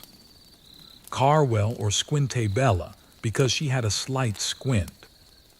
But Charles valued her. She gave him something the others couldn't, a connection to France, to European sophistication, to the world beyond England's shores. So now, imagine the situation at Charles's court. Barbara Palmer, the aging but still influential first mistress, defending her territory. Louise de Kerwal, the French interloper with aristocratic pretensions and political connections. Mal Davis, the sweet but ultimately forgettable dancer. And several others I haven't even mentioned. Elizabeth Killigrew, Catherine Pegg, women whose names history barely remembers, but who were part of Charles's revolving court of affection. It's like a reality TV show, except the stakes are fortunes, titles, and your children's futures. And the drama was spectacular. These women didn't just compete with charm and beauty. They used every weapon at their disposal: political alliances, public relations, whisper campaigns, financial manipulation. Barbara tried to undermine Louise at every turn. Louise used her French connections to make Barbara seem crude and old-fashioned. The competition was vicious. And then into this toxic environment of aristocratic mistresses, all clawing for position, Charles brings in someone completely different, someone who shouldn't have stood a chance, someone who was born in a coal cellar or a brothel, depending on which story you believe, someone who sold oranges in the theater before she learned to act, someone with no political connections, no aristocratic background, no sophistication whatsoever. But she had something that none of the others had, something that would make her the most beloved royal mistress in English history, something that meant 365 years after her death, people still tell her stories with genuine affection. Her name was Eleanor Gwyn, but everyone called her Nell. And when you hear her story, when you understand how a girl from the absolute bottom of society became the woman Charles II loved most, you'll understand why she's remembered when so many others are forgotten. February 2nd, 1650. Somewhere in England, maybe London, maybe Oxford, historians still argue a baby girl is born to a woman named Helena Gwyn. The father is unknown. Some say he was a soldier. Some say he was nobody at all. What we do know is this. Little Eleanor Gwyn, Nell for short, enters the world with absolutely nothing. No father, no money, no prospects. Her mother runs what's politely called a boarding house, and less politely called a brothel. Nell's childhood is spent serving drinks to drunk men in her mother's establishment. By any measure of 17th century England, she's destined for poverty, obscurity, or worse. And yet, 37 years later, when Nell dies, the King of England on his very deathbed will use some of his final words to make sure she's taken care of. "Let not poor Nellie starve," he whispers to his brother. "Not take care of the Duchess of Portsmouth. And not remember Lady Castlemaine. A poor Nellie." The orange seller, the actress, the woman with no title, no aristocratic pretensions, and absolutely no filter whatsoever. How did that happen? How did the lowest of the low become the most beloved? That's the story we need to tell. Around 1663, when Nell is maybe 13 years old, she gets a job that will change her life. She becomes an orange girl at the King's Theatre in Drury Lane. Now, orange girls weren't just selling fruit. They were part of the theater experience. Young women in low-cut dresses walking through the audience, flirting, taking messages between men in the crowd and the actresses backstage. It was quasi-respectable work, emphasis on quasi. But it put Nell in the right place at exactly the right time. Because here's what made Restoration Theater so special. Charles II had just legalized women performing on stage. For the first time in English history, actual women were playing women's parts, and the audience loved it. These actresses became celebrities, the Covent Garden goddesses, they were called. And Nell, sharp-eyed and observant, watched them every night. She studied how they moved, how they spoke, how they made audiences laugh or cry.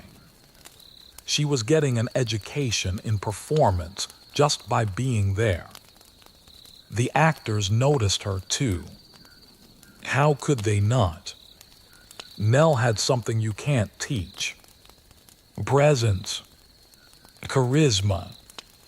The diarist Samuel Pepys, who documented everything about Restoration London, attended a play on April 3rd, 1665, and wrote about Pretty Witty Nell. That's just her first name. She was already so well known that Pepys didn't need to say her last name. Everyone knew who Nell was. Within a year or two, Nell wasn't selling oranges anymore.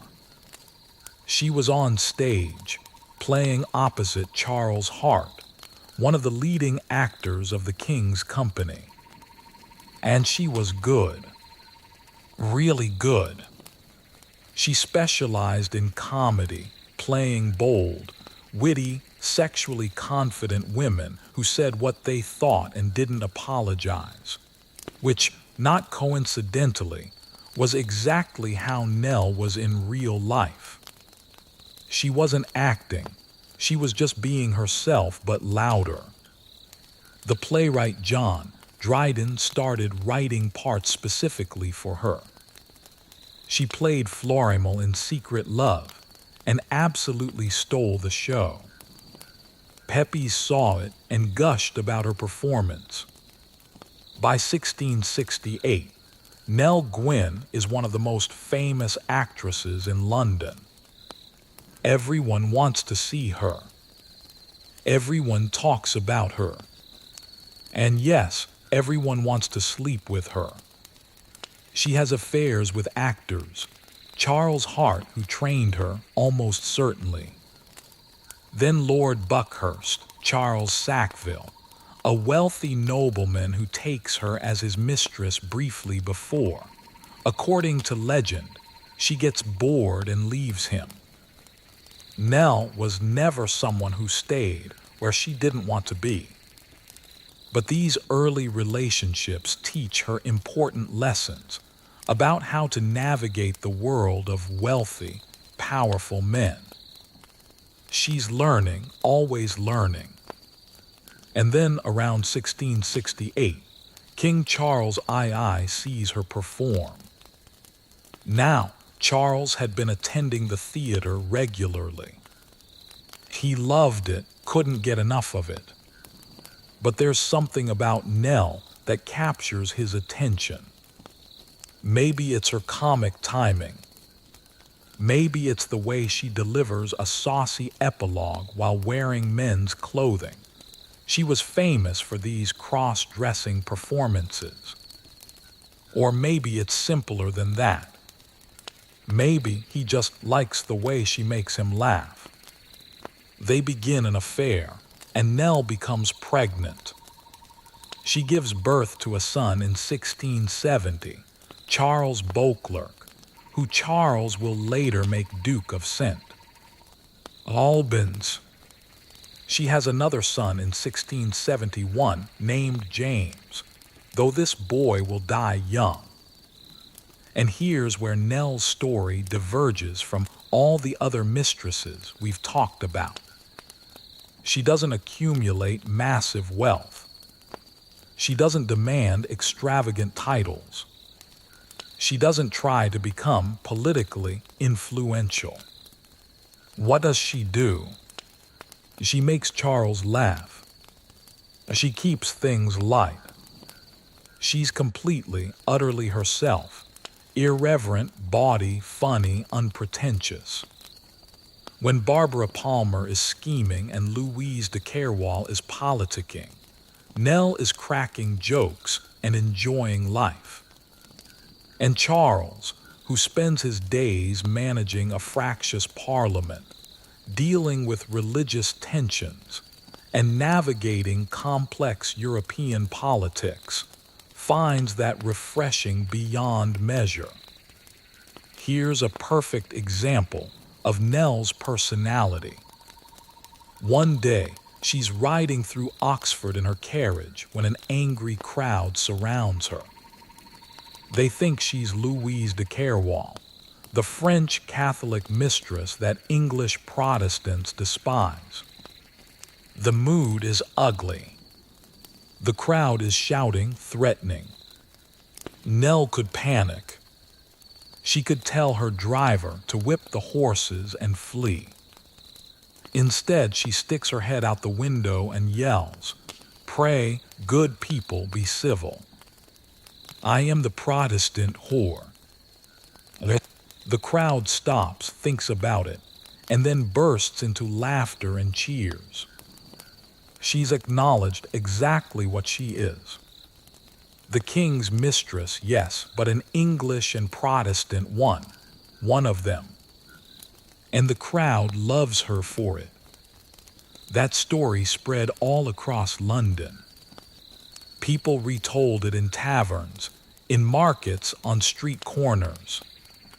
Nell Gwyn, the people's mistress. The Protestant whore. The one who doesn't put on airs.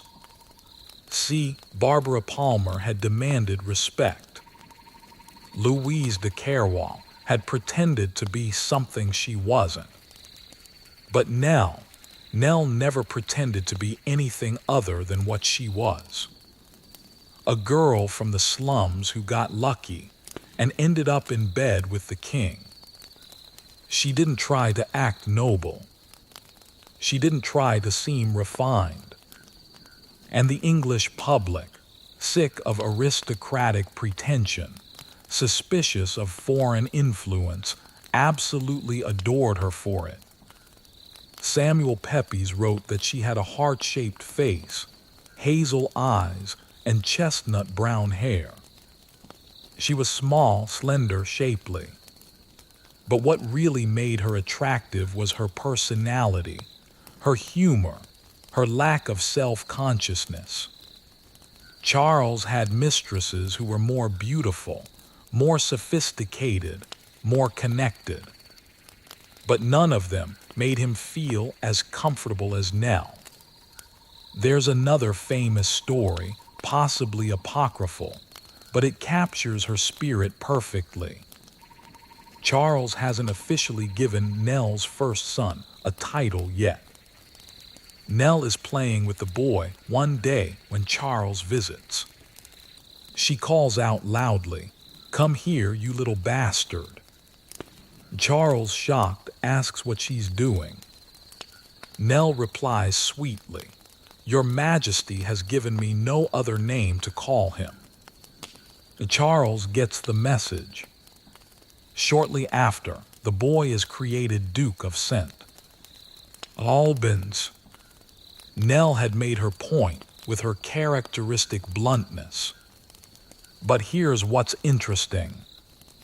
Unlike the other mistresses, Nell never received a title herself. Barbara became Duchess of Cleveland. Louise became Duchess of Portsmouth. Nell, she remained plain Nell Gwyn, mistress of the king, until the day she died. And you know what? She didn't care. She didn't need a duchess's title to know her worth.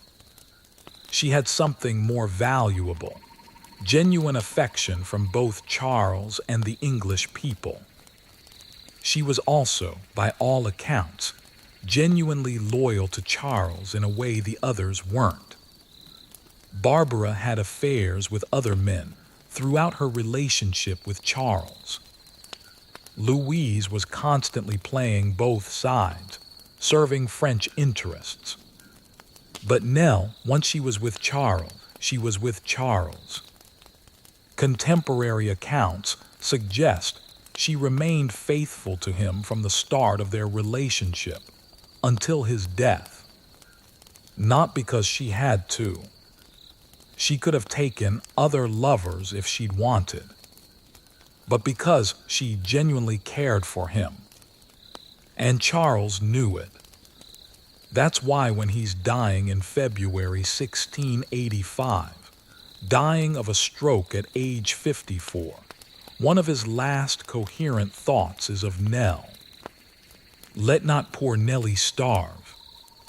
He's asking his brother James, who's about to become King James II, to take care of her. Because Charles knows that unlike Barbara or Louise, who have accumulated enough wealth to survive without him. Nell has been less careful with money. She's been generous to others, given to charities, helped old friends from her theater days. She hasn't ruthlessly built a fortune the way the aristocratic mistresses did. And James, to his credit, honors his brother's wishes. He pays off most of Nell's debts, and she had debts, quite a lot of them.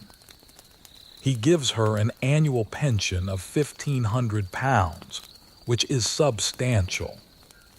He pays off the mortgage on her estate at Bestwood in Nottinghamshire.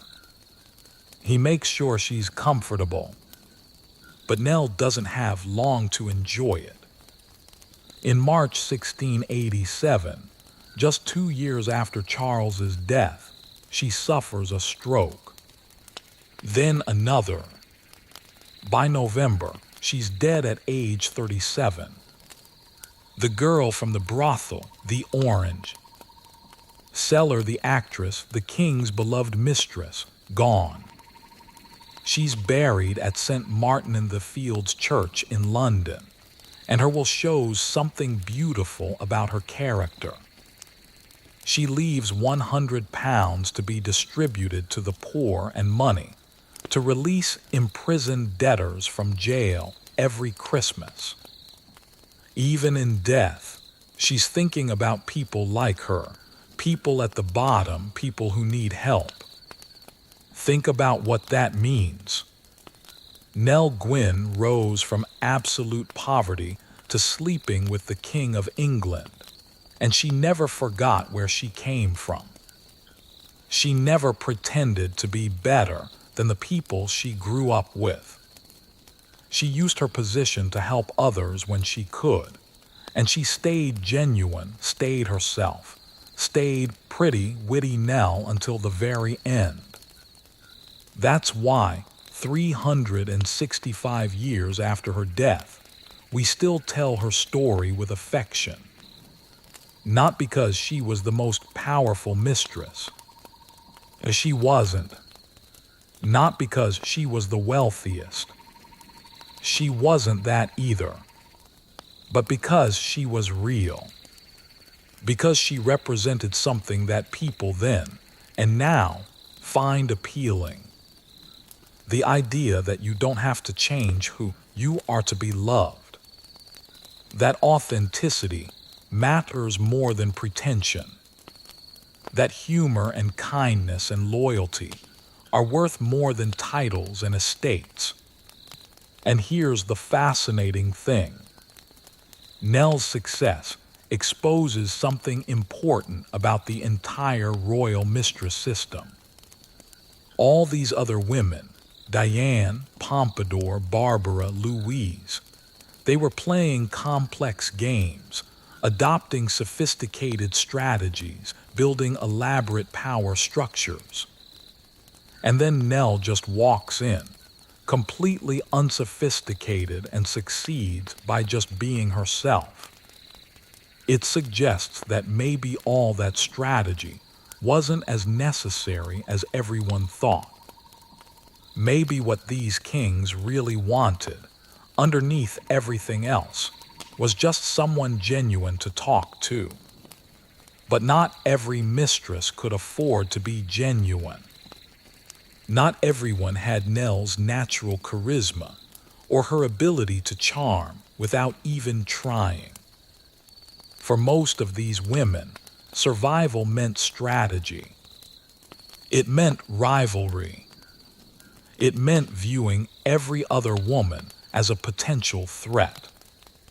And when women with that mindset collided, when ambition met ambition, when strategy clashed with strategy, the results could be absolutely vicious.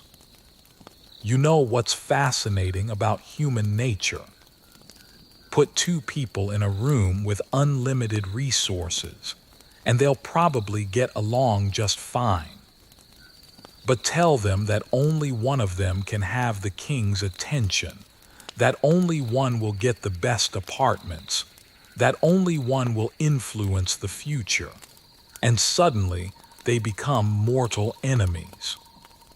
Now multiply that tension by decades. Add the pressure of an entire court watching and gossiping. Throw in the fact that your children's futures depend on you staying in favor, and you have a recipe for some of the most vicious rivalries in history. Let's start with the longest, slowest burning revenge story ever recorded. Catherine de' Medici versus Diane de Poitiers. 26 years. That's how long Catherine had to watch, smile politely, and pretend she didn't mind that her husband preferred a woman old enough to be his mother. 26 years of seeing Diane wear the crown jewels that should have been hers. 26 years of watching Henry sign documents Henry Diane, as if Catherine didn't even exist. 26 years of humiliation. And Catherine, she played the long game beautifully. She never openly challenged Diane, never made a scene, never gave Henry a reason to choose between them, because she knew she would lose.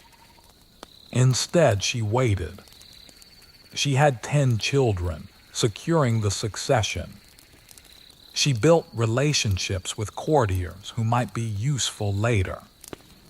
She learned everything there was to know about power by watching Diane wield it. And she remembered. Oh, she remembered everything. Contemporary accounts suggest Catherine was actually cordial to Diane, at least on the surface. She understood that making an enemy of the king's mistress would only make her own position worse. So she smiled and was polite and bided her time. And when Henry died in 1559, when Diane lost her protector, Catherine struck with surgical precision. She didn't kill Diane. That would have been too obvious, too cruel, and would have reflected badly on Catherine herself. Instead, she destroyed Diane systematically. First, the crown jewels, returned immediately. Then Chenonceau, the Chateau Diane loved most, taken and given to Catherine. Then banishment from court. Diane was allowed to keep enough wealth to live comfortably in exile. But everything that symbolized power, everything that represented her 25 years as the Shadow Queen of France, was gone. Erased. As if it had never been. And here's the psychological brilliance of it. Catherine didn't let Diane see Henry as he died. Henry called for Diane repeatedly during his final days, but Catherine, as queen, controlled access to the dying king, and she exercised that control ruthlessly. The man who had loved Diane his entire adult life died without saying goodbye to her. That wasn't about protecting the king or following protocol. That was revenge, served cold after 26 years of simmering resentment. Can you imagine being Diane in that moment? Knowing the man you've loved for a quarter century is dying, knowing he's asking for you, and being physically prevented from reaching him. That's not just losing power. That's losing everything that made that power meaningful.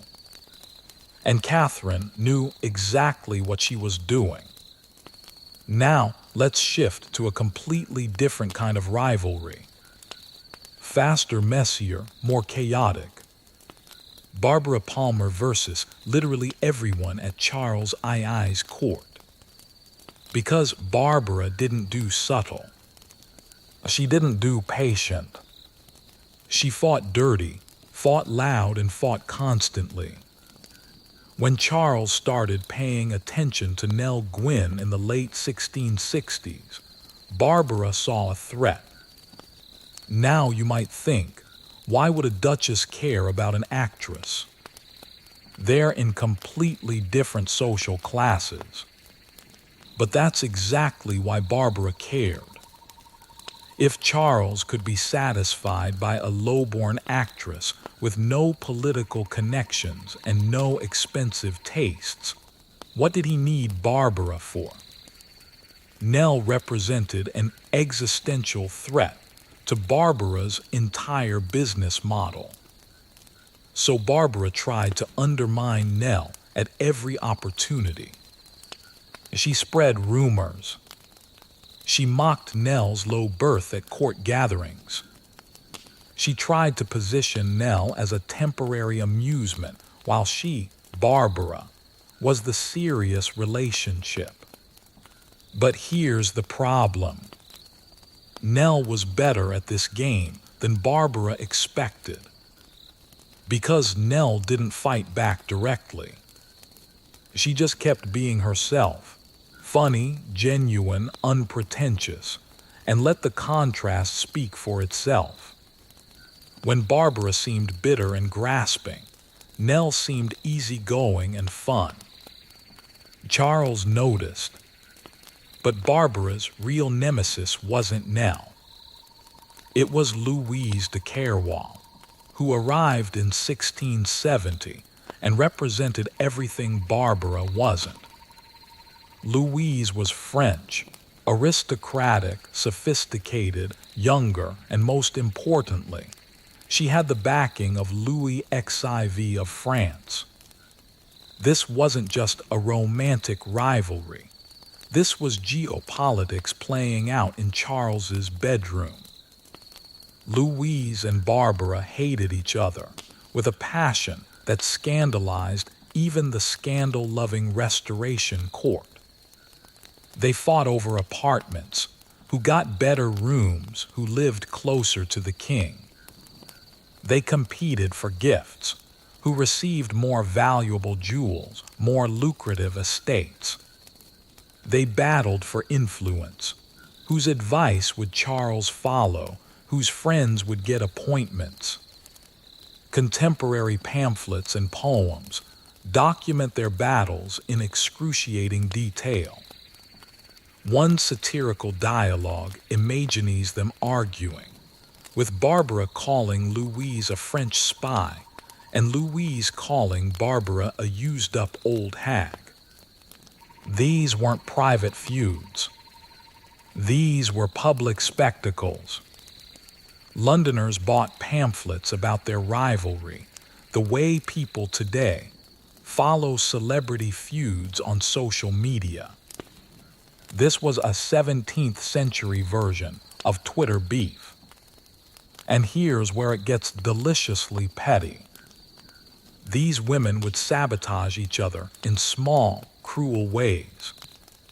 There's a possibly apocryphal but widely believed story that Nell Gwyn once fed Moll Davis, another actress trying to catch Charles's attention, laxatives before Moll was supposed to spend an evening with the king.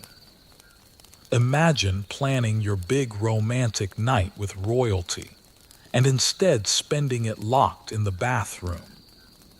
Brutal, hilarious, and totally the kind of thing that would happen in this environment. But let's talk about why these rivalries were so intense. Because it wasn't just about ego or jealousy. It was about survival. Remember, everything these women had depended on the king's continued favor. If he lost interest, if he moved on to someone else, you lost your income, your position, your influence, your children's futures.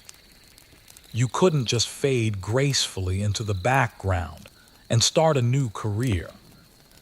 There was no retirement plan for royal mistresses. You fought to keep what you had because losing meant potentially losing everything. This created an atmosphere of constant paranoia. Every new pretty face at court was a potential threat. Every time the king spoke to another woman, every time he seemed distracted or bored, you had to wonder, is this it? Is this when I get replaced? That kind of stress, maintained over years or even decades, does things to people. It makes them ruthless. It makes them see enemies everywhere. It turns potential allies into competitors. Think about Barbara Palmer's trajectory.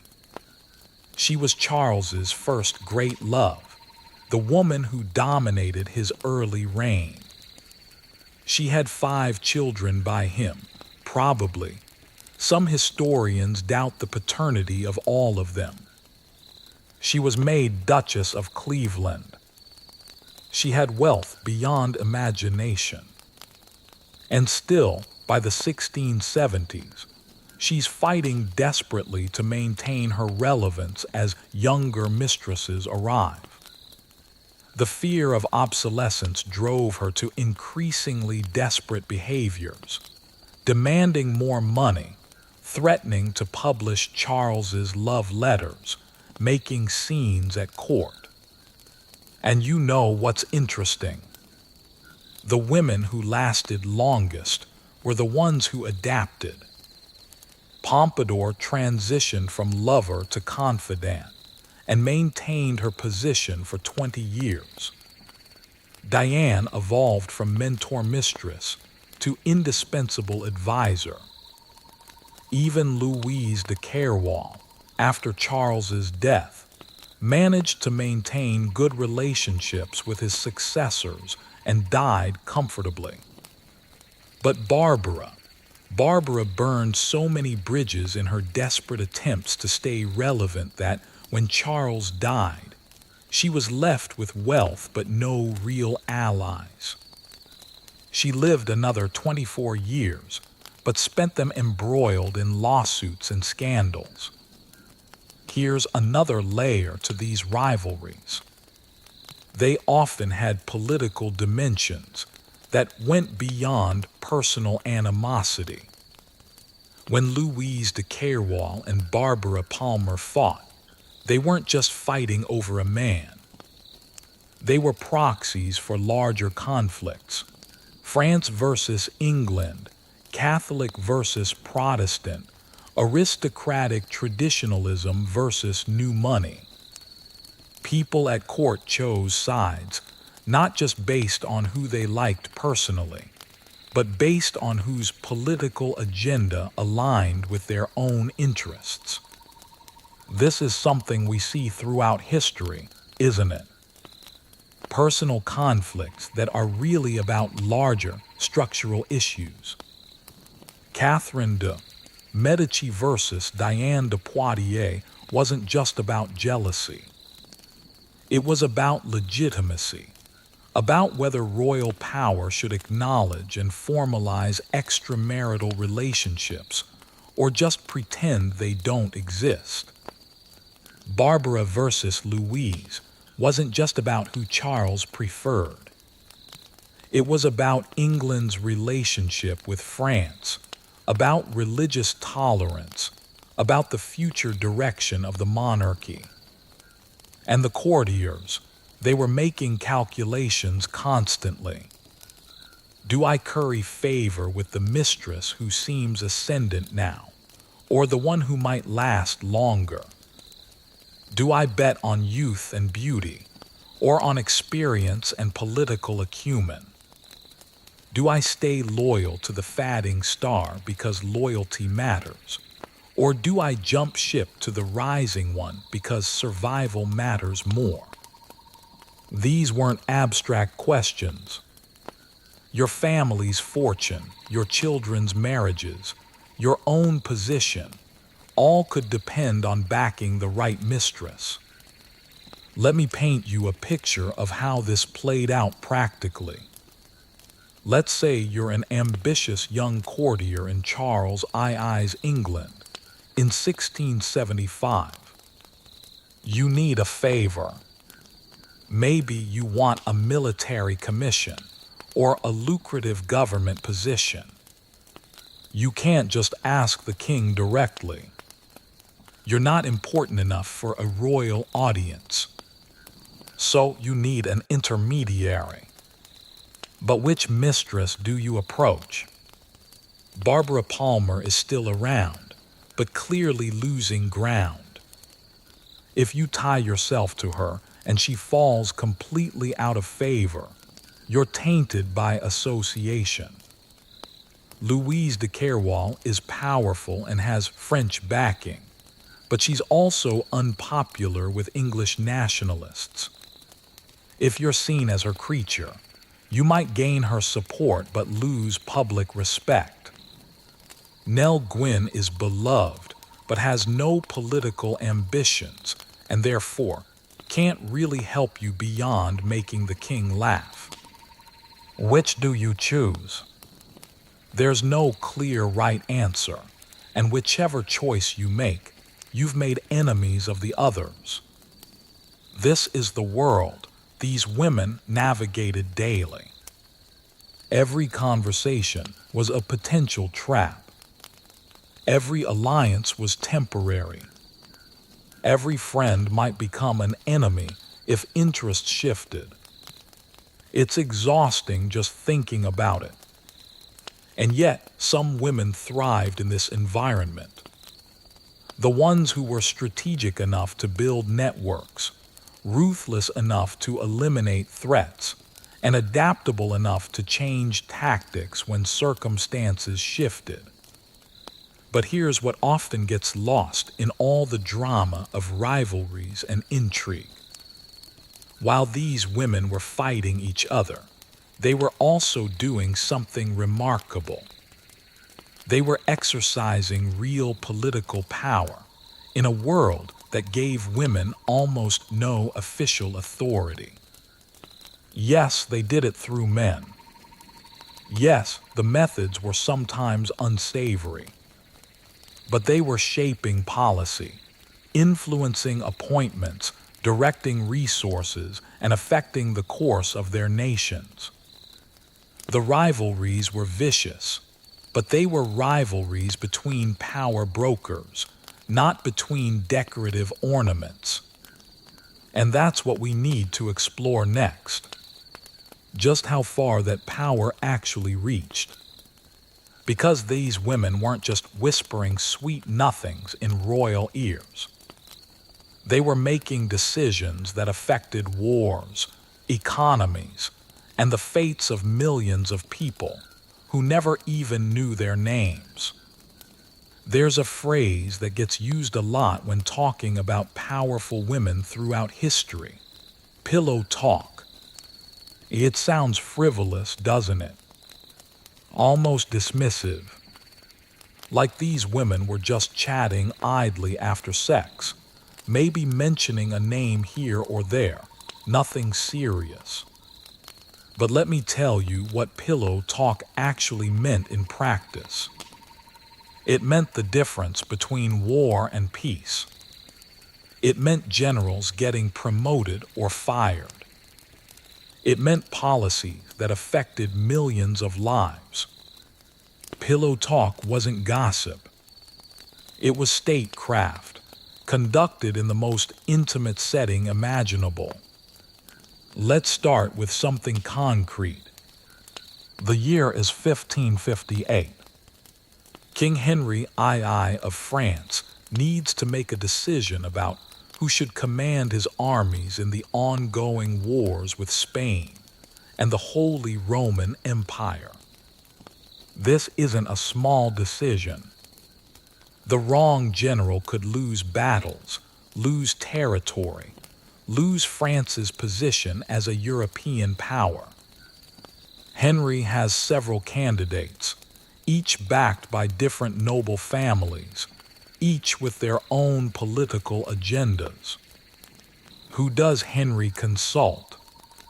His ministers. Sure, his military advisors.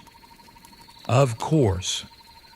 But after all the official meetings are done, after all the formal recommendations have been made, Henry retires to his private chambers. And there, away from the political theater of the court, he talks to Diane de Poitiers. She knows these men.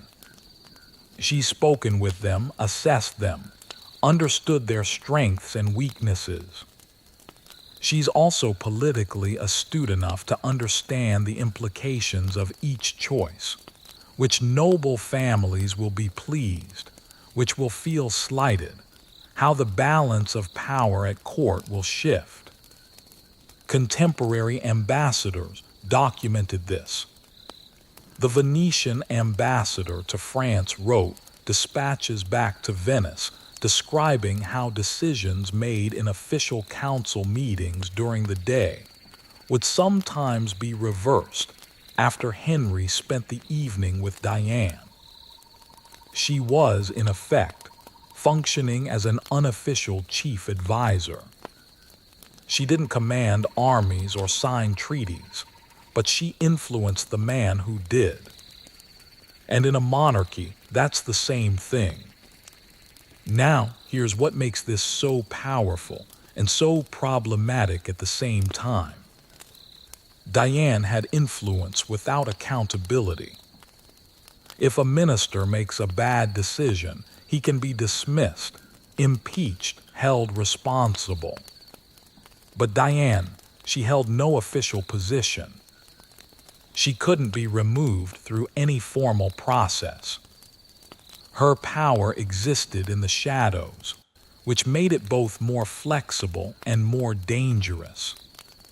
She could advocate for policies that benefited her personally, without anyone being able to challenge her directly. For example, remember that tax on government appointments, La Paulette, that Henry granted her.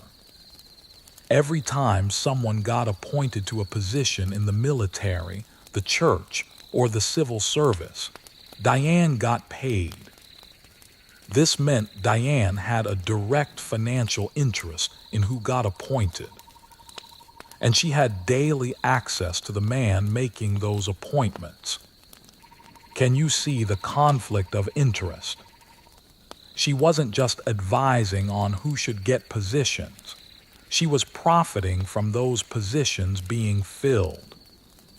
It's the kind of thing that, in a modern democracy, would lead to congressional investigations. In 16th century France, it was just how things worked. But let's talk about Barbara Palmer in England, because her political influence took a different form. Barbara didn't care much about policy. She wasn't interested in military strategy or diplomatic negotiations. But she understood something equally important. Personnel is policy. If you control who gets into positions of power, you control what those positions do. Barbara became a political broker. Men who wanted access to Charles II came to Barbara first. She would arrange audiences, make introductions, put in good words, and in exchange sometimes money, sometimes favors, sometimes just the satisfaction of placing her people in positions of influence. Henry Bennet, who became the Earl of Arlington and one of Charles's most important ministers, gained much of his early access to the king through Barbara's support. She recognized his potential, vouched for him, and helped him climb the ladder. And once he was in a position of power, he remembered who helped him get there. This is real power. Not the power to command armies directly, but the power to choose who commands them. Not the power to write laws, but the power to decide who gets to write them. It's the kind of influence that's hard to measure, but impossible to ignore. Now, let's talk about Madame de Pompadour, because she took political involvement to a level that even Diane and Barbara hadn't reached. Pompadour didn't just influence decisions, she made them. Foreign ambassadors didn't just bring gifts to the king, they negotiated directly with Pompadour. When the Austrian ambassador wanted to shift France's alliances in the 1750s, he worked through Pompadour. She was the one who convinced Louis XVI to abandon France's traditional enmity with Austria and form an alliance against Prussia. This is called the Diplomatic Revolution, and it completely reshaped European politics. For centuries, France and Austria had been enemies. The Habsburg-Bourbon rivalry was one of the defining features of European geopolitics. And then, largely through Pompadour's influence, they became allies. This led directly to the 7 Years' War, which became a global conflict involving Europe, North America, India, and the Caribbean. And it started, in no small part, because of conversations happening in the private apartments of the King of France's mistress. Now, historians debate exactly how much influence Pompadour really had. Some argue she was just a conduit for ideas that Louis XVI already supported. Others argue she was the driving force behind French foreign policy in the 1750s. The truth is probably somewhere in between. But here's what we know for certain. Contemporary observers believed she had immense influence. The English ambassador wrote that she was a de facto prime minister. Prussian diplomats complained that they couldn't get anywhere without going through Pompadour. Whether she was actually making decisions or just perceived as making them, the practical effect was the same. She had power. And when France lost the 7 Years' War, when they lost Canada and most of their possessions in India, guess who got blamed? Not just the generals who lost battles. Not just the ministers who planned strategy. Pompadour. Pamphlets circulated calling her a warmonger, accusing her of leading France to ruin for her own vanity. The criticism was often misogynistic and unfair, but it reveals something important. People believed she had the power to influence these events, and belief in power often functions the same as actual power. But here's where we need to pause and ask a harder question. Was this actually power, or was it just influence? What's the difference? Power is the ability to make things happen directly. Influence is the ability to convince someone else to make them happen. These mistresses had influence, sometimes tremendous influence, but they didn't have power in the formal sense. They couldn't issue orders that would be obeyed. They couldn't sign laws or command armies. Everything they accomplished had to go through the king. This distinction matters because it reveals the fundamental vulnerability of their position. As long as the king valued their opinion, they could shape policy. But the moment he stopped listening, they had nothing. No legal authority to fall back on, no institutional position to protect them. They wielded influence without power, which made them simultaneously formidable and fragile. Think about it this way. A prime minister might lose the king's favor, but they still have the office of prime minister, with its own authority and responsibilities. A royal mistress loses the king's favor. She has nothing. Her entire political existence depended on maintaining one personal relationship. That's an incredibly precarious foundation for influence over matters of state.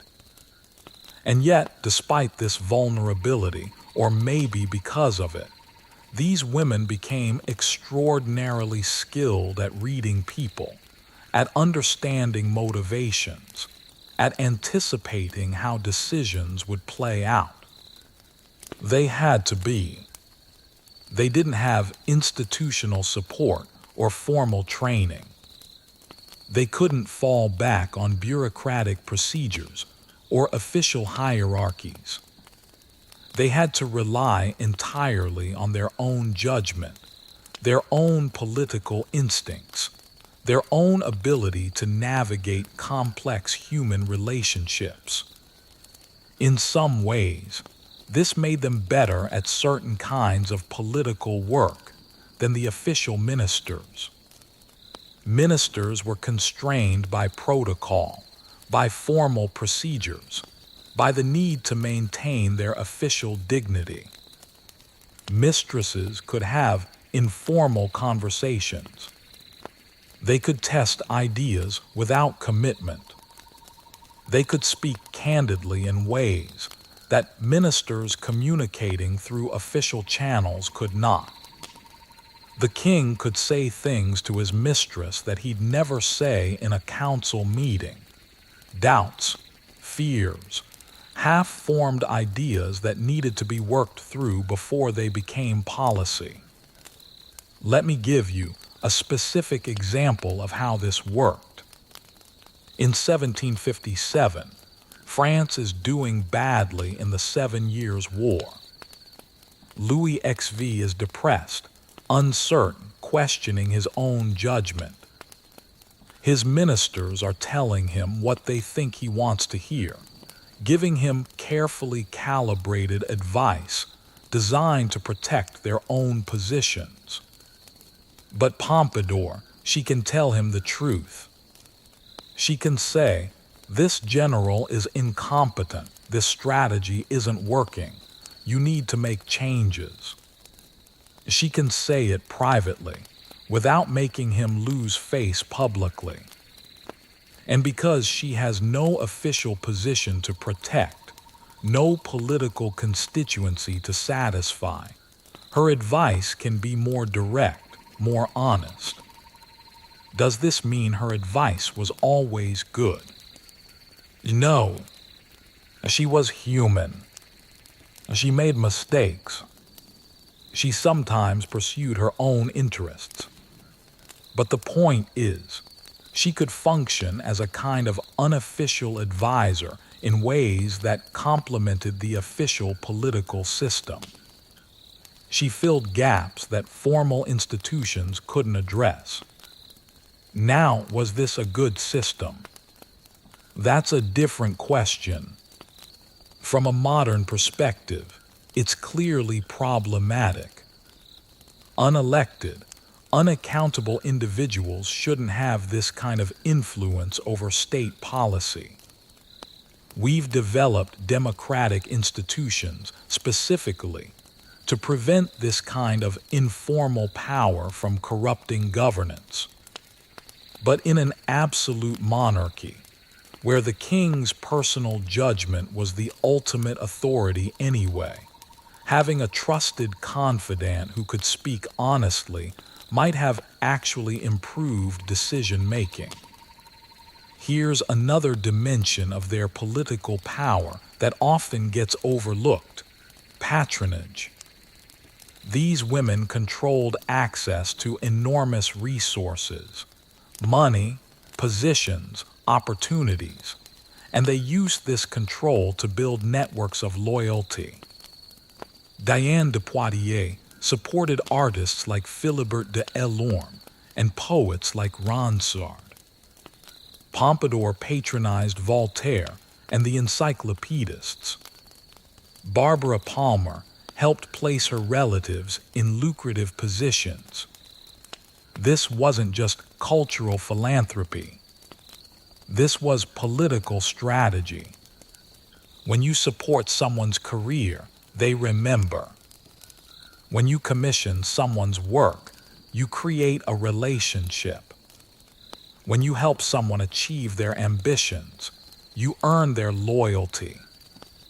These mistresses were building coalitions of supporters who would speak well of them, defend them from criticism, and support their interests at court.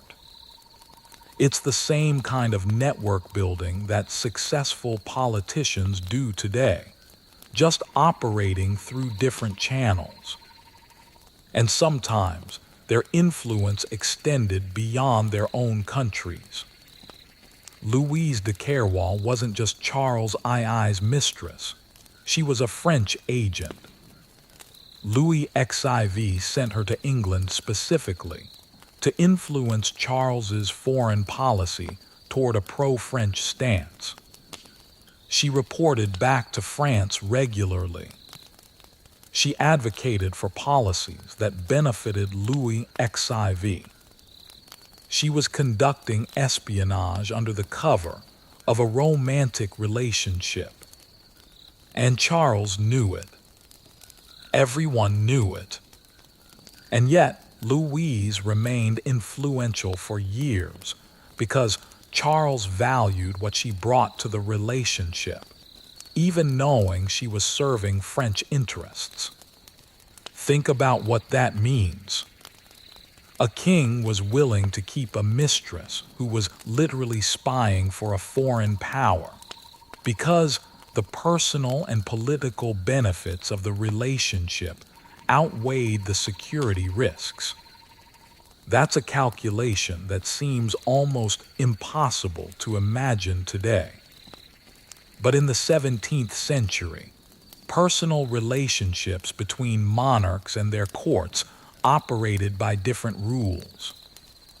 So when we ask how much power did these women really have, the answer is, it depends on how you measure power. Did they command armies? No. Did they sign laws? No. Did they hold official positions? Rarely. But did they influence who got appointed to command armies? Yes. Did they shape the thinking that led to laws? Yes. Did they function as unofficial advisors with a real impact on policy? Absolutely. They existed in a gray zone between formal powerlessness and practical influence. And in that gray zone, they found ways to affect history that we're still trying to understand. But their influence wasn't limited to politics and war. These women also shaped culture, art, and intellectual life in ways that lasted far beyond their own lifetimes. That's the legacy we need to explore next. Walk through the streets of Paris today, right now in 2025, and you will see buildings that wouldn't exist without royal mistresses. Visit the Louvre and you'll find porcelain that was created because a king's lover wanted France to compete with China. Open a philosophy book, and you might be reading ideas that survived only because a woman with no official title protected the people who wrote them. The scandal fades, the gossip dies, but the art, the architecture, the intellectual legacy that lasts forever. Here's something that might surprise you. When historians tally up Madame de Pompadour's contributions to France, the political stuff, the wars, the diplomatic maneuvering, all that drama we just talked about, That's actually not what she's most remembered for. What she's remembered for is this: she fundamentally shaped French culture during one of its most creative periods.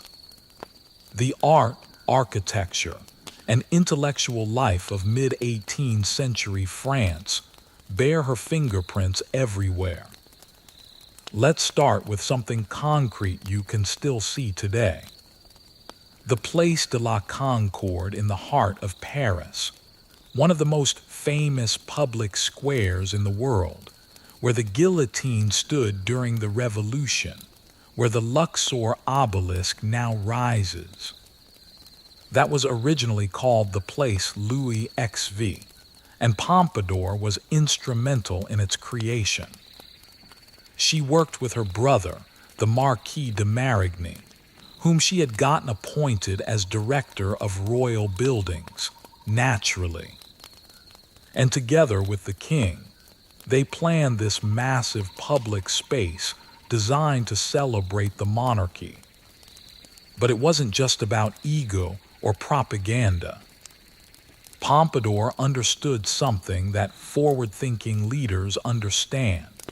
Great public spaces elevate everyone. They become gathering places, symbols of civic pride, locations where history happens. When you create beautiful public architecture, you're investing in a cultural capital that pays dividends for centuries. And she was right. The Place de la Concorde has been central to Parisian life for almost 300 years. Then there's the École Militaire, the military academy that trained Napoleon Bonaparte, among thousands of other officers who shaped French and European history. Pompadour pushed for its creation and worked with her brother to see it built. This wasn't just a building. It was an institution that professionalized military education in France, that created standardized training for officers, that helped France compete militarily with other European powers. That's nation building. That's infrastructure. That's the kind of legacy that transcends personal scandal. And the Petit Trianon at Versailles, that jewel box palace that would later become Marie Antoinette's favorite retreat. Pompadour commissioned it, though she died before it was completed. She worked with the architect Anne-Jacques Gabriel to create this perfect little building in the neoclassical style. It's considered one of the finest examples of French architecture from that period. Tourists visit it today and rarely know that it exists because a former fish merchant's daughter decided France needed more beautiful buildings. But here's where Pompadour's legacy gets really interesting. The Sèvres porcelain manufactory. In the 1750s, Chinese and Japanese porcelain were luxury goods that European aristocrats paid enormous sums to own. The secret of making hard-paste porcelain was closely guarded. European manufacturers could make soft-paste porcelain, but it wasn't as fine, as durable, as beautiful as Asian porcelain. Pompadour saw this as both a cultural and an economic problem. Why should France be dependent on imports for luxury goods? Why shouldn't French artisans be the best in the world? So, in 1756, she helped establish a royal porcelain manufactory at Sèvres, near her residence at Bellevue. She gave it royal patronage, protected it financially, and ensured it had the best artists and craftsmen. She commissioned pieces herself, setting trends that aristocrats across Europe rushed to follow. And it worked. Sevres porcelain became, and still is, some of the finest porcelain in the world. Museums display it. Collectors pay fortunes for it. The company still exists today, still making porcelain, still bearing the name of the town where Pompadour established it almost 270 years ago. That's not just patronage. That's creating an entire industry that outlives you by centuries. Now let's talk about the intellectuals, because this is where Pompadour's legacy gets truly radical. Remember, this is the age of enlightenment. Philosophers like Voltaire and Diderot are questioning everything. Religious dogma, political authority, social hierarchies.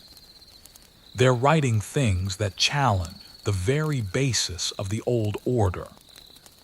And the Catholic Church and the conservative nobility, they want these men silenced. Pompadour protected them. She convinced Louis XV to appoint Voltaire as royal historiographer in 1745, giving him apartments at Versailles and a salary. This wasn't just kindness. This was a strategic cultural investment. Voltaire was already famous, already controversial. By bringing him into the royal orbit, Pompadour was making a statement. The French crown values intellectual achievement, values Enlightenment ideas, values progress over tradition. But even more importantly, she protected the encyclopedia. This massive project by Denis Diderot and Jean-Laurent de Lembert aimed to catalog all of human knowledge in one single place. It challenged religious superstition with scientific thinking. It questioned political authority. It suggested that reason, not tradition or divine right, should be what guides human affairs. The Catholic Church wanted it banned. Conservative courtiers wanted it stopped. But Pompadour convinced Louis XV to allow its publication in 1751. Do you understand what that means? The ideas in the encyclopedia, ideas about reason, about science, about questioning authority, those ideas fed directly into the Enlightenment philosophy that would, decades later, inspire the French Revolution. Pompadour died in 1764, 25 years before the revolution even began. She had no idea she was protecting the intellectual seeds that would eventually topple the entire system she was a part of. But she was doing it anyway, because she believed in knowledge, in progress, in the power of ideas. When Voltaire heard of her death in 1764, he wrote, "I am very sad at the death of Madame de Pompadour. I was indebted to her, and I mourn her out of gratitude." That's not just a polite obituary. That is genuine grief from one of the greatest minds of the age, for a woman who protected and promoted intellectual freedom.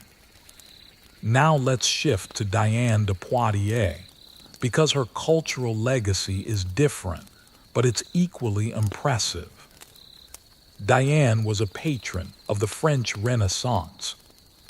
She commissioned the Château d'Anet from Philibert de Elorme, who was the greatest architect of his generation. This wasn't just a house. It was a statement about what French Renaissance architecture could achieve.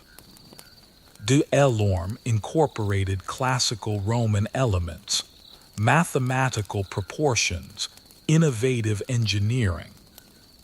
Much of it has been destroyed over the centuries, but what remains shows the ambition and the sophistication of the project. Diane also patronized poets, most notably Pierre de Ronsard, who was part of a group called La Pléiade, poets who were transforming French poetry by incorporating classical Greek and Roman forms. Ronsard wrote verses praising Diane, comparing her to Diana the Huntress, celebrating her beauty and her wisdom. This wasn't just flattery. This was a collaboration between a patron and an artist that elevated French literature. And Jean Gauguin, one of the most important sculptors of the French Renaissance, created works for Diane's shade and other projects she sponsored. His sculptures are in museums today, studied by art historians, admired by millions. They exist because Diane de Poitiers had the wealth, the vision, and the taste to commission them. Here's what's fascinating about both Diane and Pompadour as patrons. They had impeccable taste. They didn't just throw money at artists randomly. They identified the best talent, they supported innovative work, and they shaped aesthetic movements. The Rococo style, elegant, light, decorative, playful, that's associated with Pompadour's era partly because she promoted it. She influenced fashion, interior design, the decorative arts. Women all across Europe copied her style, wanted apartments decorated just like hers, sought out the same porcelain and paintings that she collected. This is soft power in its purest form.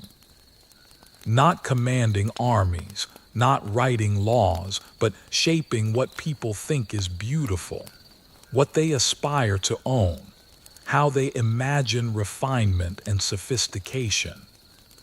That influence ripples through a culture for generations.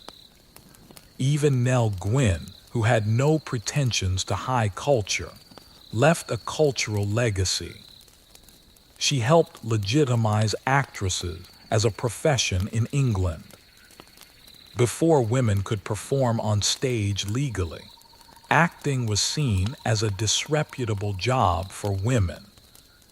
Nell's success, her popularity, the fact that she could go from the stage to the king's bed and be celebrated rather than condemned, that shifted perceptions. She proved that an actress could be respectable, could be beloved, could be someone worth celebrating. The English theater scene that flourished in the late 1600s, that produced playwrights and performers who influenced English drama for centuries. Nell was part of making that possible. She wasn't a patron of the arts in the way Pompadour was, but she was a practitioner, and her success opened doors for other women in the theater. Now, here's a question worth considering. Why did these women invest so much in cultural patronage? Part of it was certainly personal taste. They liked beautiful things. They appreciated art and architecture. Part of it was strategic. Being known as a patron elevated their status, gave them a prestige that went beyond their role as mistress. But I think there's something deeper. These women knew their power was temporary. They knew they'd be remembered as the king's mistress, with all the moral judgment that came with it. But if they could also be remembered as patrons who created something lasting, something beautiful, something that contributed to their nation's cultural glory, that was a different kind of immortality. They were building monuments not just to the kings they loved, but to themselves. And it worked. When you visit the Petit Trianon, you're visiting Pompadour's vision made real. When you see Sevres' porcelain in a museum, you're seeing the result of her economic and cultural strategy. When you read Voltaire or Diderot, you're reading ideas that she helped protect.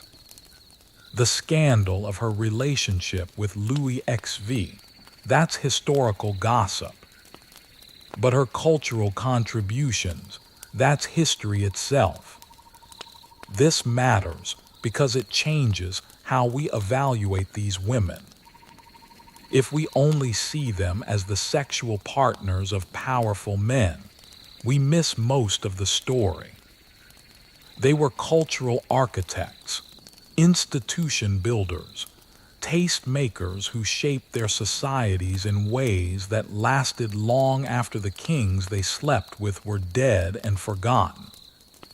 But even as they were shaping culture and politics, there were other women watching, suffering powerless. The queens, the wives, the women who wore the crowns but held none of the influence. Their stories are different, darker, and in many ways even more tragic. Imagine being told from childhood that you're going to be a queen. Imagine the preparation, the education, the excitement. You'll wear a crown. You'll live in a palace. You'll be the most important woman in the kingdom. And then you arrive at your new country. You marry your king, and you discover that none of it was true. You have the title, yes.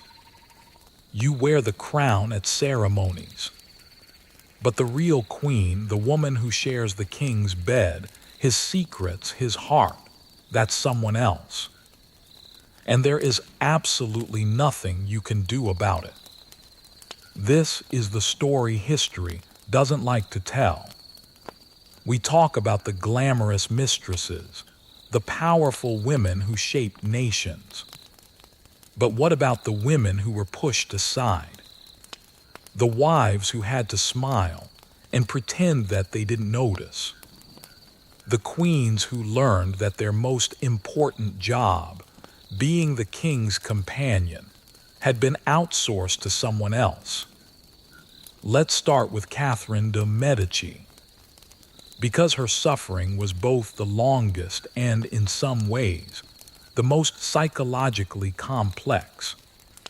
She arrives in France in 1533 at the age of 14, married to a 14-year-old Henry. She's from one of the most powerful families in Europe, the Medicis of Florence, bankers to popes and kings, patrons of Michelangelo and Leonardo da Vinci. She is educated, cultured, politically astute. She should have been a formidable queen. But there's a problem. Actually, there are several problems. First, Henry is already in love with Diane de Poitiers, a woman 20 years older than him. Second, Catherine doesn't get pregnant. Year after year goes by. 1 year, 2 years, 5 years, 10 years, and still no children. In a royal marriage, this is a catastrophe. Catherine's only real job is to produce heirs, and she's failing. The whispers start. Maybe she's barren.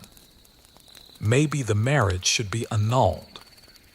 Maybe Henry should find a new wife who can actually give him children. Catherine lives with this terror for a decade. Every month that she doesn't conceive is another month closer to being sent home in disgrace, her marriage dissolved, her purpose as queen erased. And meanwhile, Diane is there every single day. More beautiful apartments than Catherine's, more influence than Catherine has, more time with Henry than Catherine gets. Catherine watches as her husband takes Diane on royal tour instead of her. She watches as Diane receives jewels that should be Catherine's. She watches as Henry signs documents Henry Diane, as if his wife doesn't even exist. But here's where it gets truly heartbreaking. According to some historical accounts, Diane actually helps Catherine. She gives her advice on how to seduce Henry, how to please him, how to increase her chances of getting pregnant. Can you imagine how humiliating that must have been? Your husband's mistress giving you tips on how to sleep with your own husband. There's that famous story, possibly exaggerated, but rooted in real desperation, about Catherine drilling holes in the floor above Diane's bedroom so she could spy on them having sex. She is literally watching her husband with another woman to learn how to satisfy him herself. Think about the psychology of that. The degradation, the complete erasure of her dignity as a wife, let alone as a queen.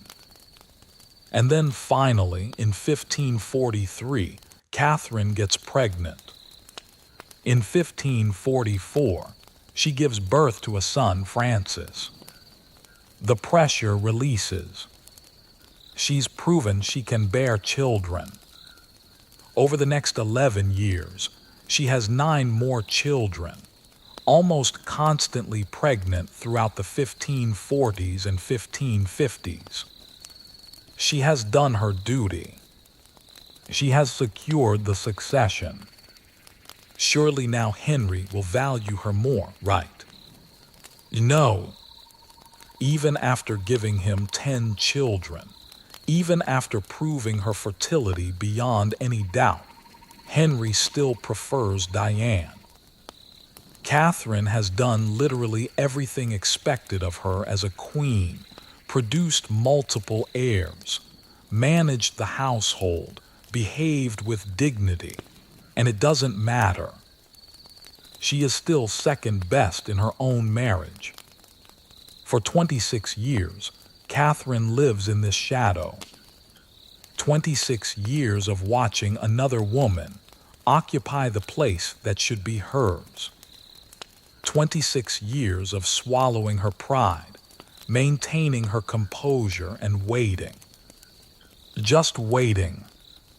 Because she understands something important. She's younger than Diane. Henry is younger than Diane. The mathematics of mortality are on Catherine's side. Eventually, something will change. She just has to outlast them. And she does. When Henry dies in 1559, Catherine finally gets her revenge. But by then, she's 40 years old. She has spent more than half her life as the ignored queen. The psychological damage from that kind of long-term humiliation doesn't just disappear because you finally have power. It shapes who you become. And the Catherine de Medici who emerges after Henry's death, ruthless, controlling, paranoid, that's partly a product of 26 years of powerless suffering. Now, let's cross the channel to England and talk about Catherine of Braganza, because her story is different but equally tragic. She marries Charles II in 1662, a Portuguese princess brought to England as part of a political alliance.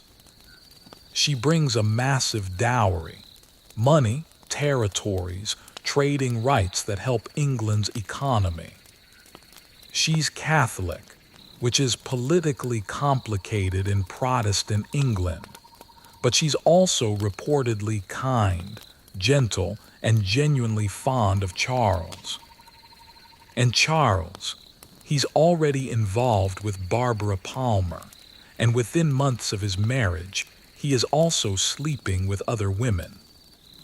Catherine is introduced to Barbara shortly after the wedding and initially refuses to accept her as a lady-in-waiting. She crosses Barbara's name off the list. She cries. She has what we might now recognize as a panic attack or a breakdown. But she has no power. Charles insists, and eventually Catherine has to accept that her husband's mistress will be part of her daily household. Here's what makes Catherine's situation particularly painful. She can't have children, or at least she can't carry pregnancies to term. She suffers multiple miscarriages. Meanwhile, Charles is fathering children left and right with his mistresses. At least 12 acknowledged illegitimate children. The message is clear. The problem isn't Charles's fertility, it's Catherine's. So she's not only dealing with the humiliation of her husband's very public affairs, but also the failure to do the one thing a queen must do: produce an heir. She's in an impossible position. She can't divorce. That's not how royal marriages work. She can't escape the situation. She can't even complain publicly, because that would make her look bad, not Charles. And you know what Catherine does. She adapts. She becomes friends with some of Charles's mistresses, particularly Nell Gwynn. There are accounts of Catherine and Nell having cordial relationships, even playing cards together. Is this genuine friendship, or is it a survival strategy? If you can't beat them, join them. Probably both. Catherine finds a way to exist in this impossible situation by accepting what she cannot change. When Charles dies in 1685, Catherine doesn't remarry. She doesn't return to Portugal immediately. She stays in England for years, living quietly, practicing her Catholic faith, doing charitable work. She eventually returns to Portugal and lives until 1705, surviving Charles by 20 years.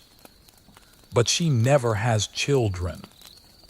She never knows what it feels like to be the most important woman in her husband's life.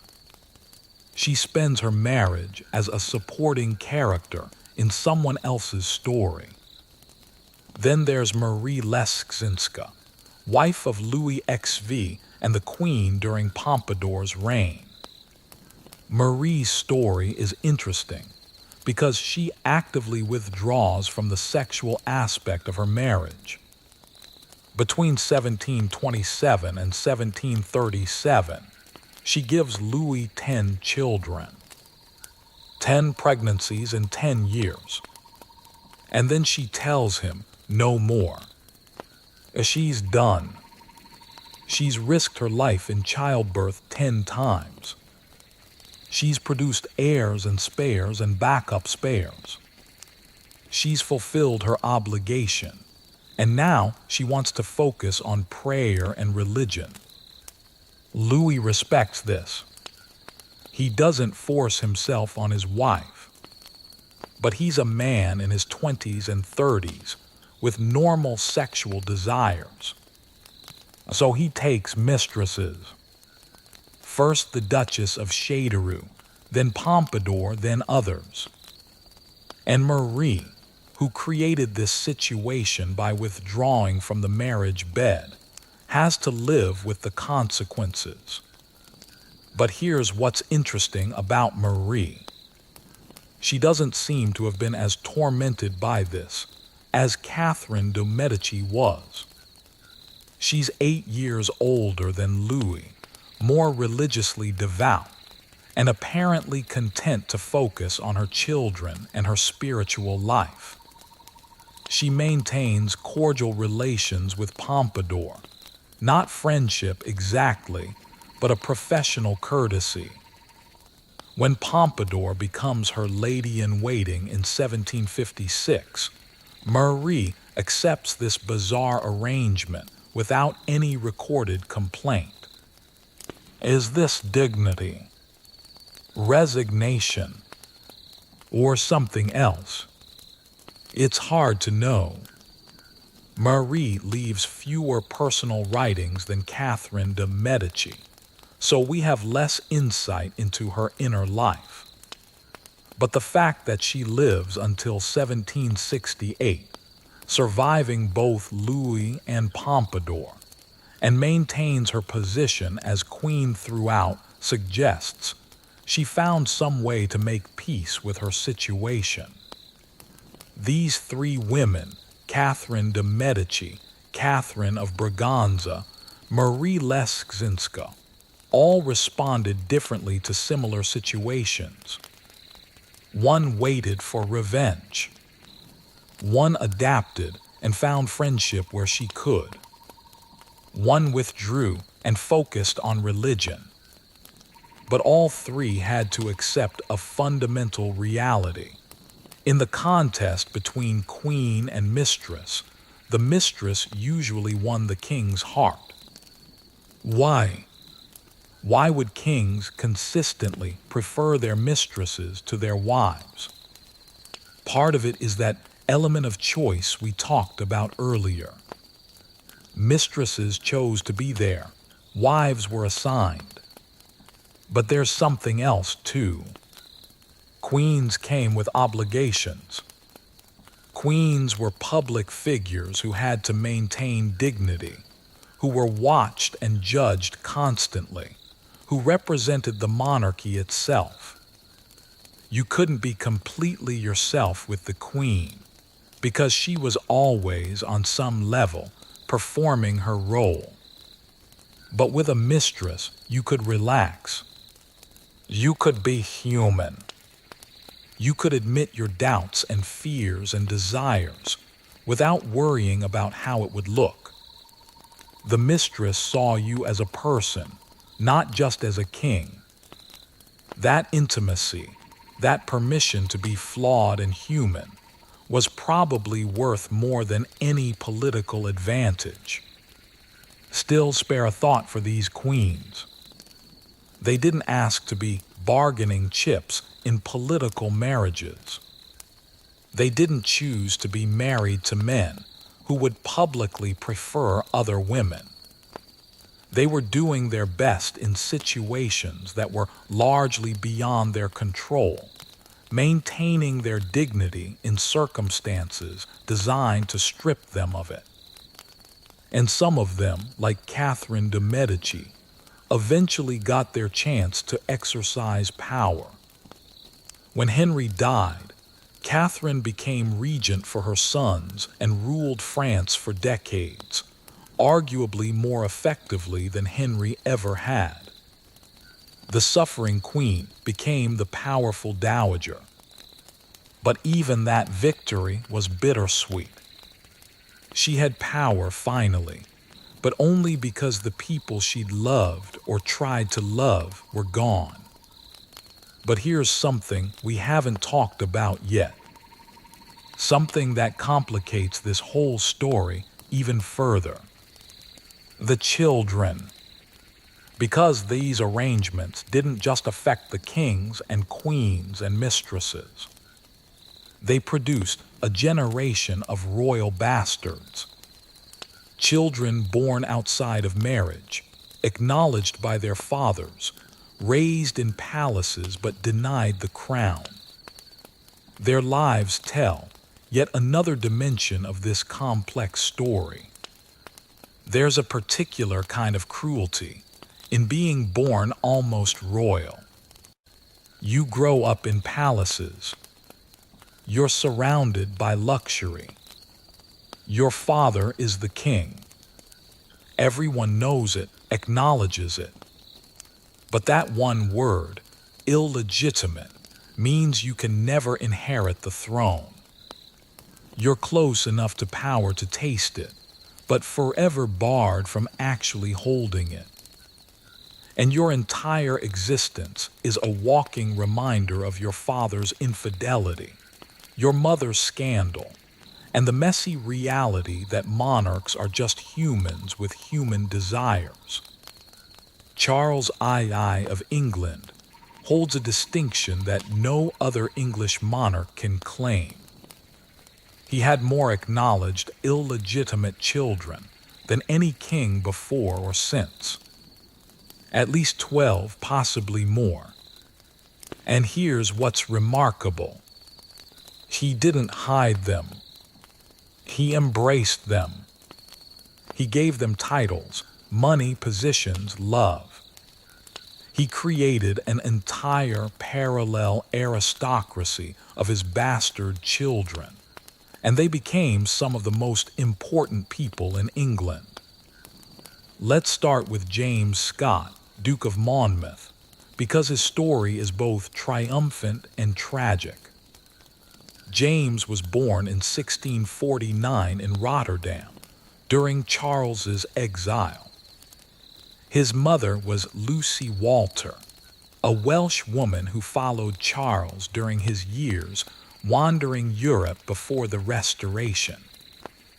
James was Charles's first son, and for a while, he was also Charles's only son because remember, Catherine of Braganza couldn't carry pregnancies to term.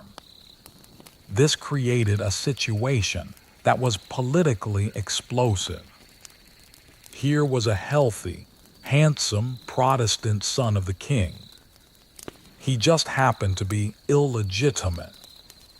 Charles adored him, gave him the title Duke of Monmouth, married him to a wealthy heiress, made him Captain General of the army. Monmouth was everything an heir should be, except legitimate. And some people wondered, what if Charles had secretly married Lucy Walter during the exile? What if Monmouth was actually legitimate and just couldn't prove it? These rumors circulated for years. Charles repeatedly denied them. He insisted Monmouth was a bastard and could never inherit the throne. But the rumors wouldn't die because too many people wanted them to be true. A Protestant heir versus Charles's Catholic brother James. Many in England preferred the bastard son to the legitimate Catholic heir. When Charles died in 1685, Monmouth tried to claim the throne. He led a rebellion against his uncle, now King James II. It failed spectacularly. Monmouth was captured, brought before James, and executed. He was 36 years old. The son who had grown up in palaces, who had been one of the most powerful men in England, who had commanded armies, beheaded as a traitor. All because of the accident of his birth and his own ambition. But not all of Charles's bastards met tragic ends. Charles Beauclerk, Duke of St. Albans, Nell Gwyn's son, lived to be 56 and founded a ducal line that still exists today. His descendants include Diana, Princess of Wales. Yes, Princess Diana was a direct descendant of Nell Gwyn, the orange seller turned royal mistress. Think about that lineage. From the lowest rungs of society to the mother of a future king, connected through the centuries by that original, illegitimate relationship. And Charles Fitzroy, Duke of Southampton, son of Barbara Palmer, also founded a ducal line. And Henry Fitzroy, Duke of Grafton, another of Barbara's sons, and Charles Lennox, Duke of Richmond, Louise de Kerwal's son. Charles II essentially created a new tier of aristocracy through his illegitimate children. These weren't hidden embarrassments. They were prominent members of the court, married into other noble families, holding positions of real power. But here's what's interesting. While they had wealth, titles, and status, they could never be king. That line was absolute. Illegitimate children were excluded from the succession, no matter how much their father loved them. This was about maintaining the principle that the monarchy passed through lawful marriage. Allowing bastards to inherit would undermine the entire system. In France, the situation was similar, but handled differently. Henry II had children with Diane de Poitiers. Actually, no. There's no documented evidence that Diane bore Henry any children. But Henry did have an illegitimate daughter, Diane de France, with another woman before his relationship with Diane de Poitiers began. And interestingly, Diane de Poitiers helped raise this child, who was named after her. The girl grew up at court, was married to a duke, and lived a comfortable life as a recognized royal bastard.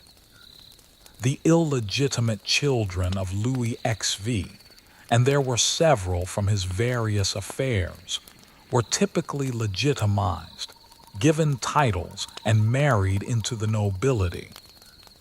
They weren't hidden away. They were acknowledged, provided for, integrated into aristocratic society. But they couldn't inherit the throne. That distinction was crucial. Now, think about what it must have been like to be one of these children. You grow up knowing your father is the king. You see your legitimate half-siblings, the children of the queen, and you know that they are real princes and princesses, while you're what? Special, privileged, but not quite legitimate.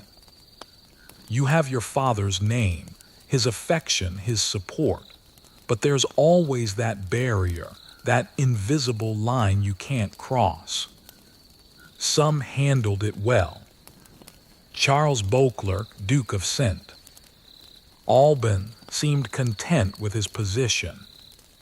He served in various official capacities, managed his estates, lived a long life. He never tried to claim the throne or challenge the succession. He accepted his place in the hierarchy. But Monmouth couldn't accept it. Maybe because he was the oldest. Maybe because he was genuinely talented and charismatic and could see himself as king. Maybe because enough other people told him he should be king that he started to believe it. Whatever the reason, he couldn't make peace with being the almost heir, the might-have-been king. And it destroyed him. Here's another dimension to consider: the mothers. These women, the royal mistresses, had to watch their children grow up with this stigma. They had given the king children, which in any normal relationship would be the ultimate bond, the ultimate security. But these children were labeled bastards. They were legally inferior to the queen's children, and there was nothing the mothers could do about it, except try to secure the best possible futures for them through titles, marriages, and money. Nell Gwyn was particularly determined about this. Remember that story about her calling her son a little bastard in front of Charles until he gave the boy a proper title. That wasn't just Nell being cheeky. That was a mother fighting for her child's status and security. She knew she couldn't make him legitimate, but she could make damn sure he was a duke. And Barbara Palmer had multiple children by Charles, 5 that he acknowledged, though historians debate the paternity of some. She fought ruthlessly to ensure all of them got titles, advantageous marriages, and financial security. This wasn't just greed. This was a mother trying to protect her children's futures in a world that would always see them as lesser because of the circumstances of their birth. Think about the psychology of these children as they grew up. You're raised in luxury, but you're constantly reminded that you're different. You attend court functions, but you're not quite part of the royal family. You have noble titles, but everyone knows how you got them. Some people resent you as symbols of the king's adultery. Others try to use you to get to your father. You're simultaneously privileged and stigmatized. And what about their relationships with their legitimate half-siblings, the queen's children? Were they friends?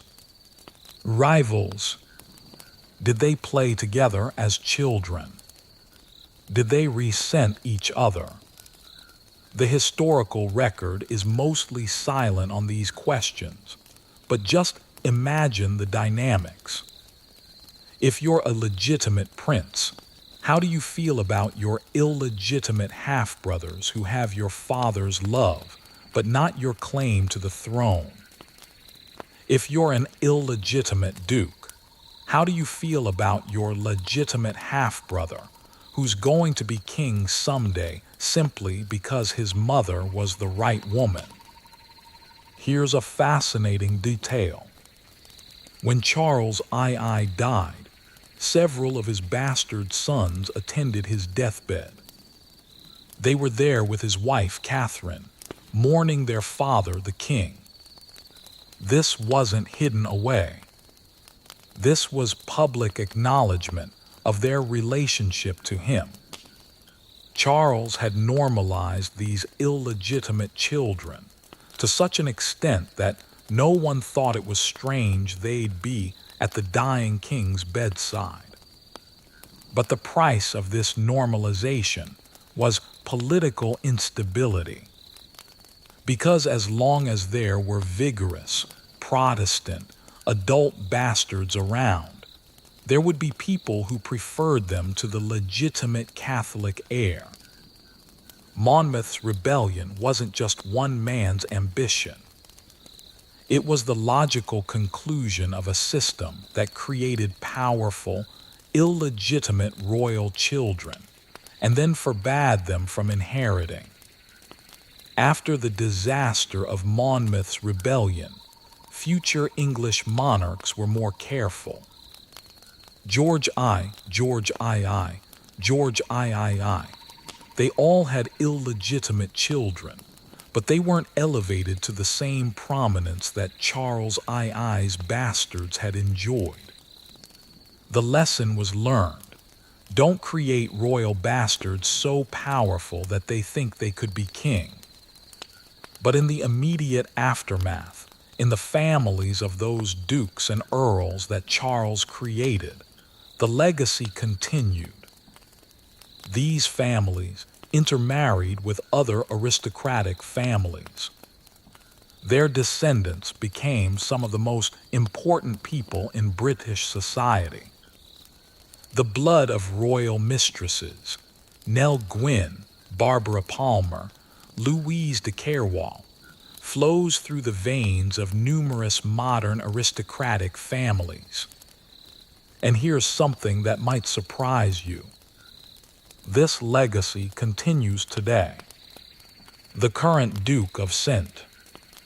Albans is a direct male line descendant of Nell Gwynn and Charles II. The Duke of Richmond and Gordon descends from Louise de Carroll. The Duke of Grafton descends from Barbara Palmer. These aren't ancient historical curiosities. These are living people, members of the British aristocracy in 2025, who exist because royal mistresses bore children to a king 365 years ago. So when we ask what was the legacy of royal mistresses, part of the answer is a literal, genetic legacy. Descendants who carry their genes forward through the centuries. Children who were both blessed and cursed by their parentage, given every advantage except the one that mattered most in a monarchy: legitimacy. But beyond genetics, beyond titles and lineages, what did all of this mean? What can we learn from these stories that's relevant to us today, in a world where kings no longer reign and mistresses are called something else? That's the question we need to grapple with as we bring this journey to its conclusion. June 30th, 1559. A jousting tournament in Paris. King Henry II of France, 40 years old in his prime, wearing the black and white colors of Diane de Poitiers. The lance splinters. The fragment pierces his eye. And in that moment, everything changes. Not just for Henry, who will die in agony 10 days later, but for Diane, who is about to discover that 25 years of power can evaporate in a single heartbeat. This is the moment every royal mistress feared, the death of the king. Because with very rare exceptions, when the king died, the mistress's power died with him. All that influence, all that wealth, all that carefully constructed authority, it was built on sand, and the tide was about to come in. Catherine de' Medici has been waiting for this moment for 26 years. She's been patient, dignified, humiliated, but composed. And now, finally, her time has come. Henry is dying. He's calling for Diane repeatedly, wanting to see the woman he's loved his entire adult life one more time. But Catherine, as queen, controls access to the dying king, and she denies it. Diane will not see Henry as he dies. After a quarter century together, they will have no goodbye. Can you imagine being Diane in those 10 days? Knowing the man you've loved is dying in agony, knowing he's asking for you, and being physically prevented from reaching him by the woman you replaced so many years ago. That's not just losing power. That's losing everything that made life meaningful. And it's only the beginning. Henry dies on July 10th. The moment he's gone, Catherine strikes. First, a letter demanding the return of the crown jewels. All of them. Immediately. These jewels that Henry gave Diane, that she's worn for years as symbols of her position. Catherine wants them back, and Diane has no choice but to comply. She has no protector anymore. The new king is Henry and Catherine's teenage son, Francis II. He answers to his mother, not to his late father's mistress. Then Catherine demands Chenonceau, the beautiful château spanning the river Cher that Henry had given Diane, that Diane had lovingly renovated. Catherine had wanted that château for years. Now she'll have it. She offers Diane the Château de Chaumont in exchange, a less desirable property, a clear downgrade. It's not a negotiation, it's a diktat. And Diane, understanding the precariousness of her position, accepts. Finally, the banishment. Diane is ordered to leave the court. She can't return to Paris or Versailles without permission.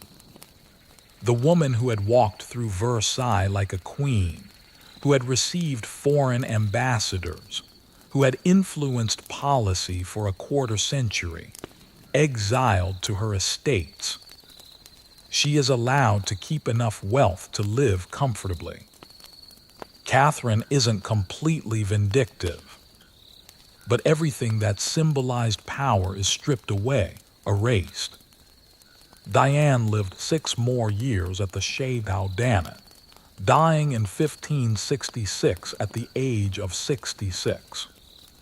She fell from her horse, still riding, still active, still maintaining the physical vigor that had been part of her mystique. But those final 6 years must have been strange. Quiet, empty in a way. Going from being one of the most powerful women in Europe to being essentially erased from public life. All because the man whose heartbeat sustained her power stopped breathing. Now, let's look at what happened to Barbara Palmer when Charles II died.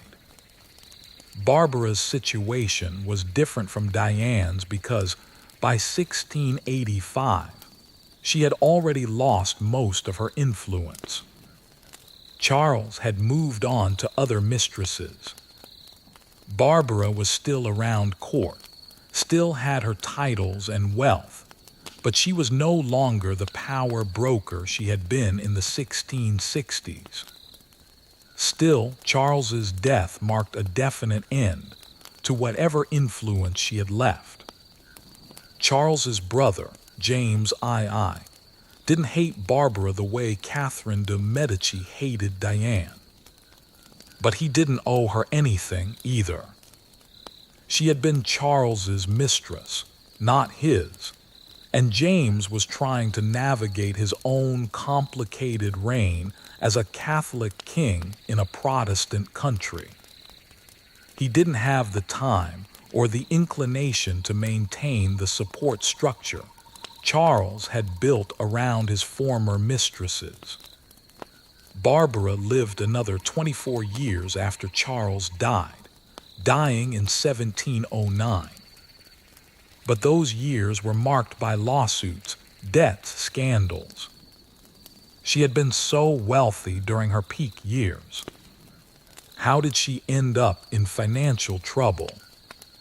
Partly because she had been extravagant, partly because she had made bad investments, but partly because without Charles's ongoing support, without access to the flow of money and opportunities that came with being the king's favorite, her financial situation gradually deteriorated. She also burned through relationships. She had been ruthless in accumulating power, and ruthless people don't always maintain friendships when they're no longer useful. The courtiers who had fawned over her in 1665 had less time for her in 1705. She died at 68, comfortable but no longer important. A duchess by title, but otherwise forgotten. Now here's the interesting case.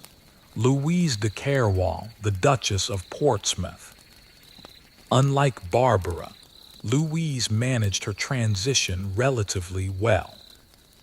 When Charles died, she did face some difficulties. She was French and Catholic in an England that was suspicious of both. But she had been more politically astute than Barbara. She had maintained better relationships. She had saved more money. And crucially, she still had the backing of Louis XIV of France. Louise returned to France after Charles's death and lived there comfortably for the rest of her life, dying in 1734 at the age of 85. She remained respected, received a pension from the French crown, and maintained her social position. She had successfully transitioned from English royal mistress to French noblewoman.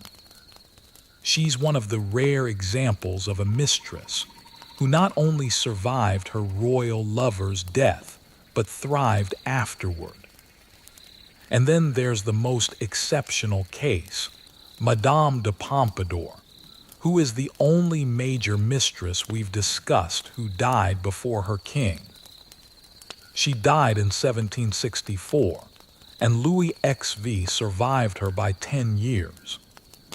This means she never experienced the vulnerability of losing her protector. She died at the peak of her influence. Weakened by illness, yes, but still the king's confidant, still important, still powerful. When she died, Louis was devastated. He couldn't attend her funeral. Protocol forbade kings from attending the funerals of anyone not family. But he stood at a balcony of Versailles in the pouring rain, watching her funeral cortege leave, and supposedly said, "This is the only tribute I can pay her." The King of France mourning his mistress publicly, acknowledging her importance even in death. That's a kind of victory, to die beloved rather than live to be discarded. But why was this transition from protected mistress to vulnerable widow so brutal for most of these women? Because everything about their position was unofficial. They had no legal claim to their apartments, their positions, their influence. Yes, many had been given estates and titles that were legally theirs, but access to the king, influence over policy, the respect of courtiers, all of that was based on a personal relationship, not law. And personal relationships end with death. Think about it in modern terms. Imagine you work for a company, but you don't have an official position or a contract. You're just there because the CEO likes you. You're influential, powerful even. Everyone knows you matter. But then the CEO dies or retires. What happens to you? Nothing legally protects your position. The new CEO has no obligation to you. Everything you've built, it just evaporates. That was the situation of royal mistresses. And the smart ones understood this and planned accordingly. Pompadour made herself indispensable in multiple ways, culturally, politically, personally, so that even as their romantic relationship ended, Louis still needed her. Louise de Kerwal maintained connections to France that gave her an exit strategy. But many others, like Barbara Palmer and Diane de Poitiers, assumed their power would last, or at least didn't adequately prepare for its end. And they paid the price. There's also the factor of age. Many of these women were older when the king died. Diane was 60 when Henry died. Barbara was in her 40s when Charles died. Starting over becomes harder. The skills that made you a successful 25-year-old mistress, beauty, charm, sexual appeal, don't necessarily translate to being a 60-year-old widow. You can't just find another king and start again. And there's the social stigma. You've spent years as the king's whore, as critics called you. That doesn't just disappear when the king dies. Some people will always see you that way. Your reputation is permanently marked by your relationship. For the rest of your life, you're the former mistress of. That's your identity, your label, your story. Everything you accomplished, everything you built, it gets reduced to that one relationship. But here's what strikes me as most poignant. Many of these women genuinely loved the kings they were with. Yes, there was strategy. Yes, there was ambition. But Diane de Poitiers' 25-year devotion to Henry II, that wasn't just calculated. Nell Gwyn's loyalty to Charles II until his death, that was real. Pompadour's 14 years as Louis XV's confidant after their romance ended, that was genuine friendship. And when these men died, these women didn't just lose power and position. They lost partners. They lost people they had shared intimate parts of their lives with for decades. The grief was real, even as the political vulnerability was also real. Diane calling out for Henry during his final days wasn't about losing a protector. It was about losing the man she had loved since he was a teenager. That's human tragedy, not just political calculation. So the fall from grace wasn't just about losing palaces and jewels and influence, though that was certainly part of it. It was about losing identity, purpose, security, and love all at once. It was about discovering that everything you had built your life around was more fragile than you had ever imagined. And it was about facing the question, what happens next? For most of these women, next was a retreat from public life, a comfortable but obscure retirement, and eventually a death that history would barely notice. But what they left behind, the buildings, the art, the children, the stories that lived on. And that brings us to the real question. What does all of this mean? What can we learn from these stories of power and passion, strategy and suffering, triumph and tragedy? So here we are, after traveling through 2 centuries of hidden history, after meeting women who shaped nations from the shadows, after exploring the complex web of power, sex, politics, and human emotion that defined the lives of royal mistresses. And the question we need to ask is, why does any of this matter? Why are we still telling these stories 300, 400 years later? I think it's because these stories touch on something fundamental about power and gender that hasn't changed as much as we'd like to think. The specific circumstances are different. We don't have absolute monarchies in most of the Western world anymore.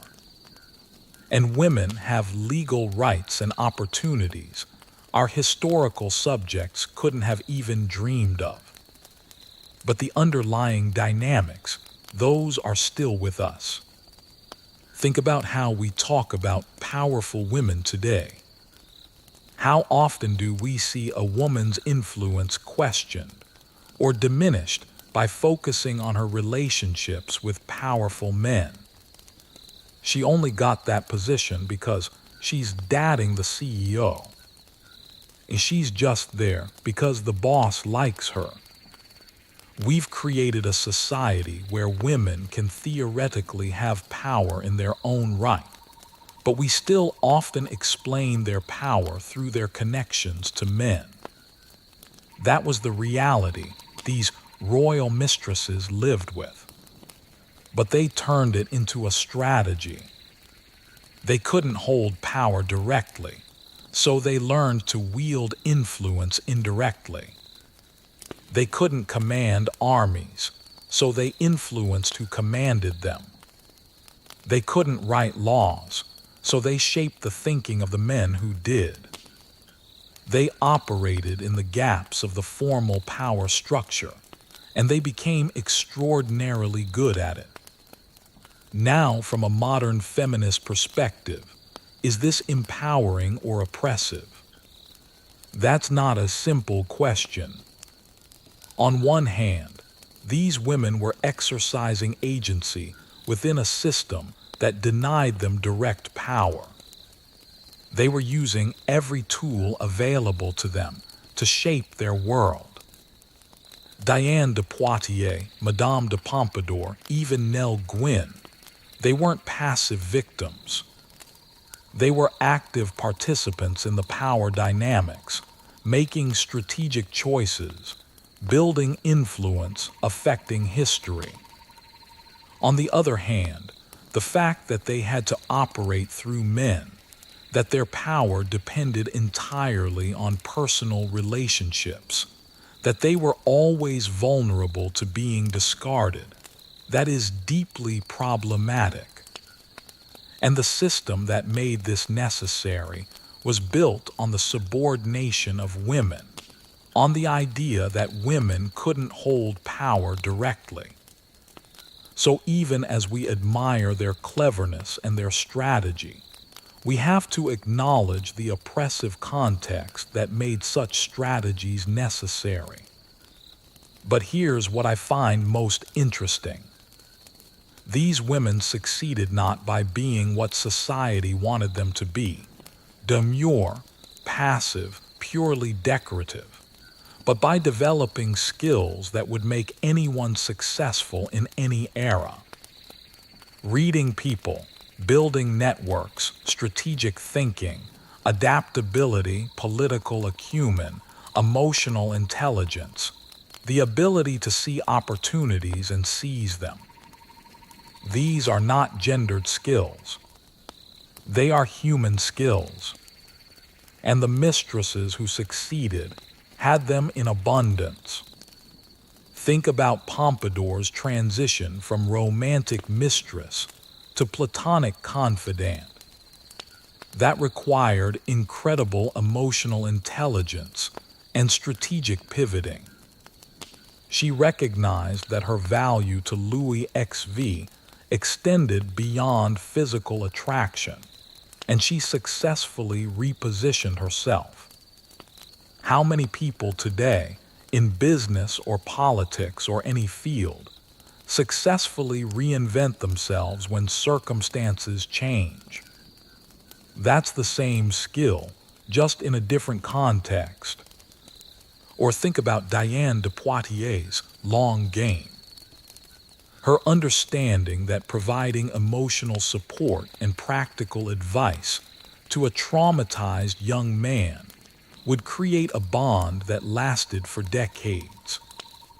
That's relationship building at the highest level. Modern executives, diplomats, politicians, they do the same thing, just without the sexual dimension usually. They identify key people early, invest in the relationships, provide value, and build lasting connections. Diane just did it in the 16th century, with fewer options available to her. Even Nell Gwyn's authenticity strategy, staying genuine, refusing to pretend to be something she wasn't, that's something we talk about in leadership circles today. Authentic leadership, bringing your whole self to work. The same principle that made Nell beloved in 1670 makes leaders effective in 2025. So yes, the context was oppressive. Yes, we should be glad we live in an era where women don't have to sleep with powerful men to exercise influence. But the skills these women developed, those are universal and timeless. And that's partly why their stories still resonate. Let's talk about modern parallels, because they exist, even if we don't call them the same thing. We don't have royal mistresses anymore, but we have first ladies who exercise enormous influence despite holding no elected position. Michelle Obama didn't run for office, but she shaped policy on childhood nutrition and education. Eleanor Roosevelt transformed the role of First Lady into a platform for social justice. These women wielded power without being elected through their relationships with powerful men. Sound familiar? Or think about corporate structures. The CEO's executive assistant or chief of staff. They often have more practical influence than people with more official titles. They control access. They shape the information the CEO sees. They are in the room where decisions are made. They're exercising informal power, power that exists because of their relationship to the person at the top. That's the same structural dynamic, just in a business context instead of a royal court. And in politics, how many times have we seen stories about the power behind the throne? The advisor, the spouse, the confidant who whispers in the ear of the president or prime minister. We are still fascinated by informal power, by influence that exists outside of official channels, because we understand intuitively that the org chart doesn't always reflect where the real power lies. But here's a key difference. In modern democracies, we're supposed to be suspicious of informal power. We have transparency requirements, conflict of interest rules, ethics laws, all designed to prevent exactly the kind of shadow influence that royal mistresses once wielded. We've decided that power should be formalized, accountable, subject to oversight. And that's probably a good thing. But it also means that when informal influence does exist, and it always does, it's hidden more deeply, acknowledged less openly. At least in the 17th and 18th centuries, everyone knew Diane de Poitiers had influence over Henry II. It wasn't some secret conspiracy. It was just how things worked. Today, when a president's spouse or advisor exercises influence, there's often a question of whether they should be doing that, whether it's appropriate, whether it undermines democratic accountability. We're more uncomfortable with informal power precisely because we've built systems that are meant to formalize it. So, what's the legacy of royal mistresses? On the most concrete level, it's the buildings and art and institutions they created. When you visit Versailles, when you see Sèvres porcelain in a museum, when you read Voltaire, you're experiencing their legacy. That's real, that's tangible, that lasts. On a genetic level, it's the descendants who carry their DNA forward through centuries. The current British aristocracy includes numerous people who descend from royal mistresses. Princess Diana was descended from Nell Gwyn. That legacy is literal and ongoing. On a cultural level, it's the stories themselves. These women became archetypes: the seductress, the political manipulator, the gold digger, the romantic heroine. Whether these archetypes are accurate or fair is debatable, but they have shaped how we think about women and power for centuries. When we call someone a pompadour, we're invoking a specific image of female influence.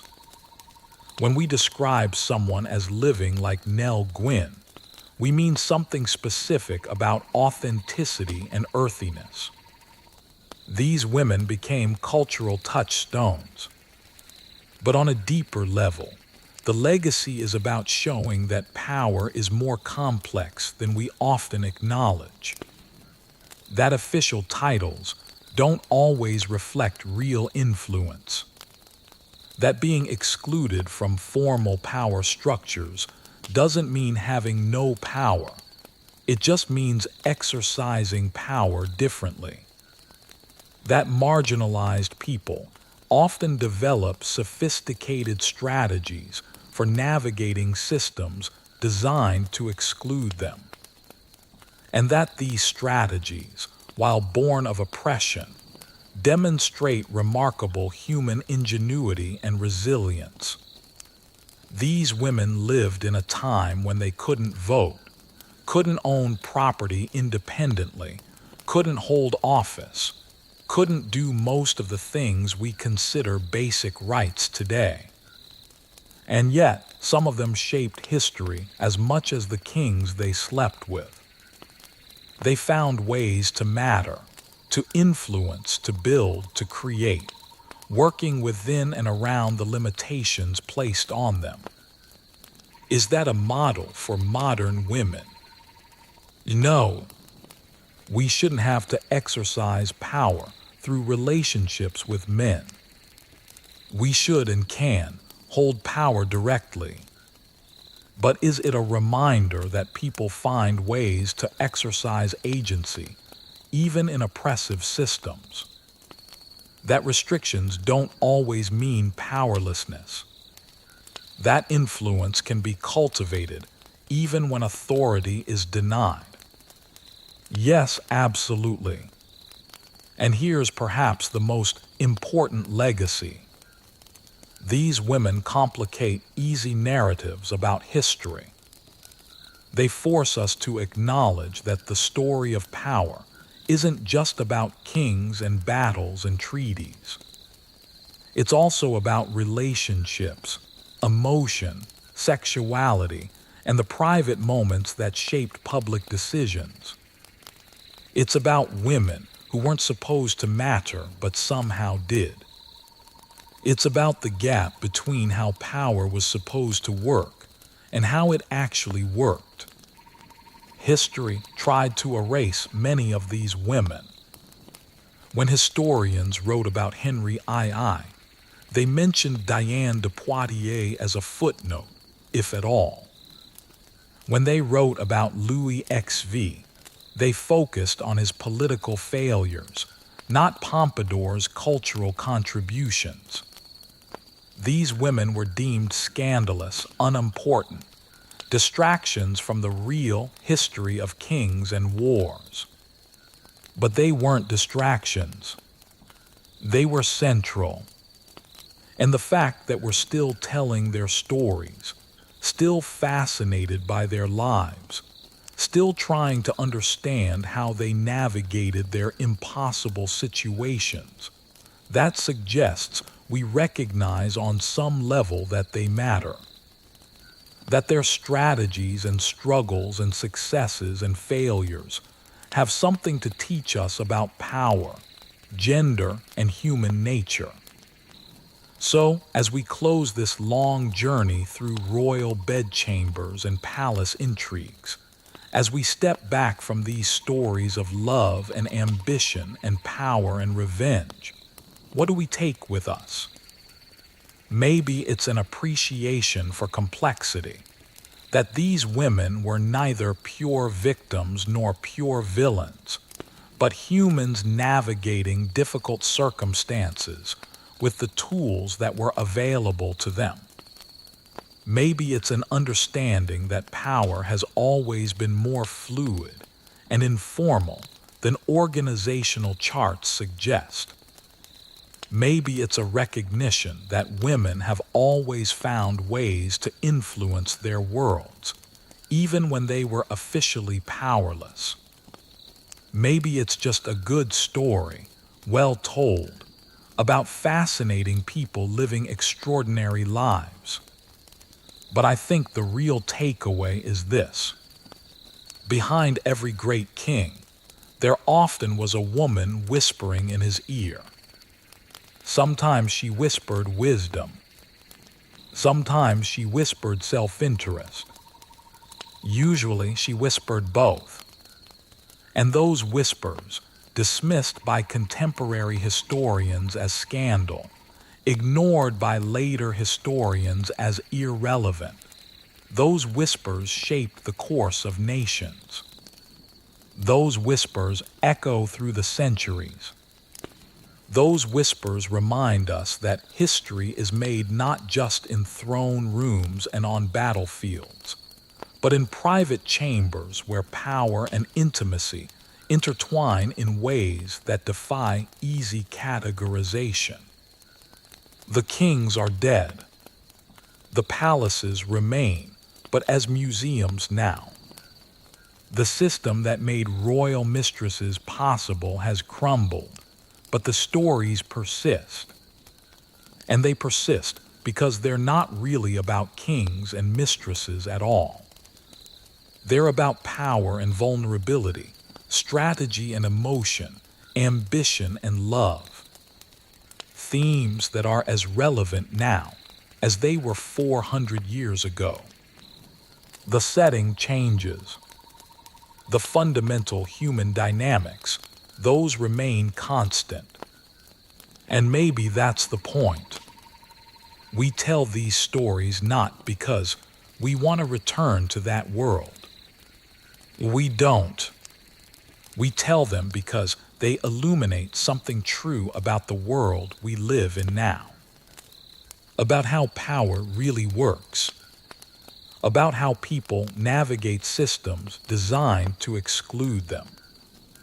About how love and politics, intimacy and influence, private relationships and public consequences are always more entangled than we want to admit. So sleep well tonight, knowing that history is richer and stranger than the textbooks suggest, that the women who weren't supposed to matter sometimes mattered the most, and that 4 centuries later, we're still learning from their triumphs and their tragedies, their brilliance and their flaws, their impossible positions and their remarkable strategies for navigating them. The kings are remembered in history books, but the mistresses, they're remembered in stories.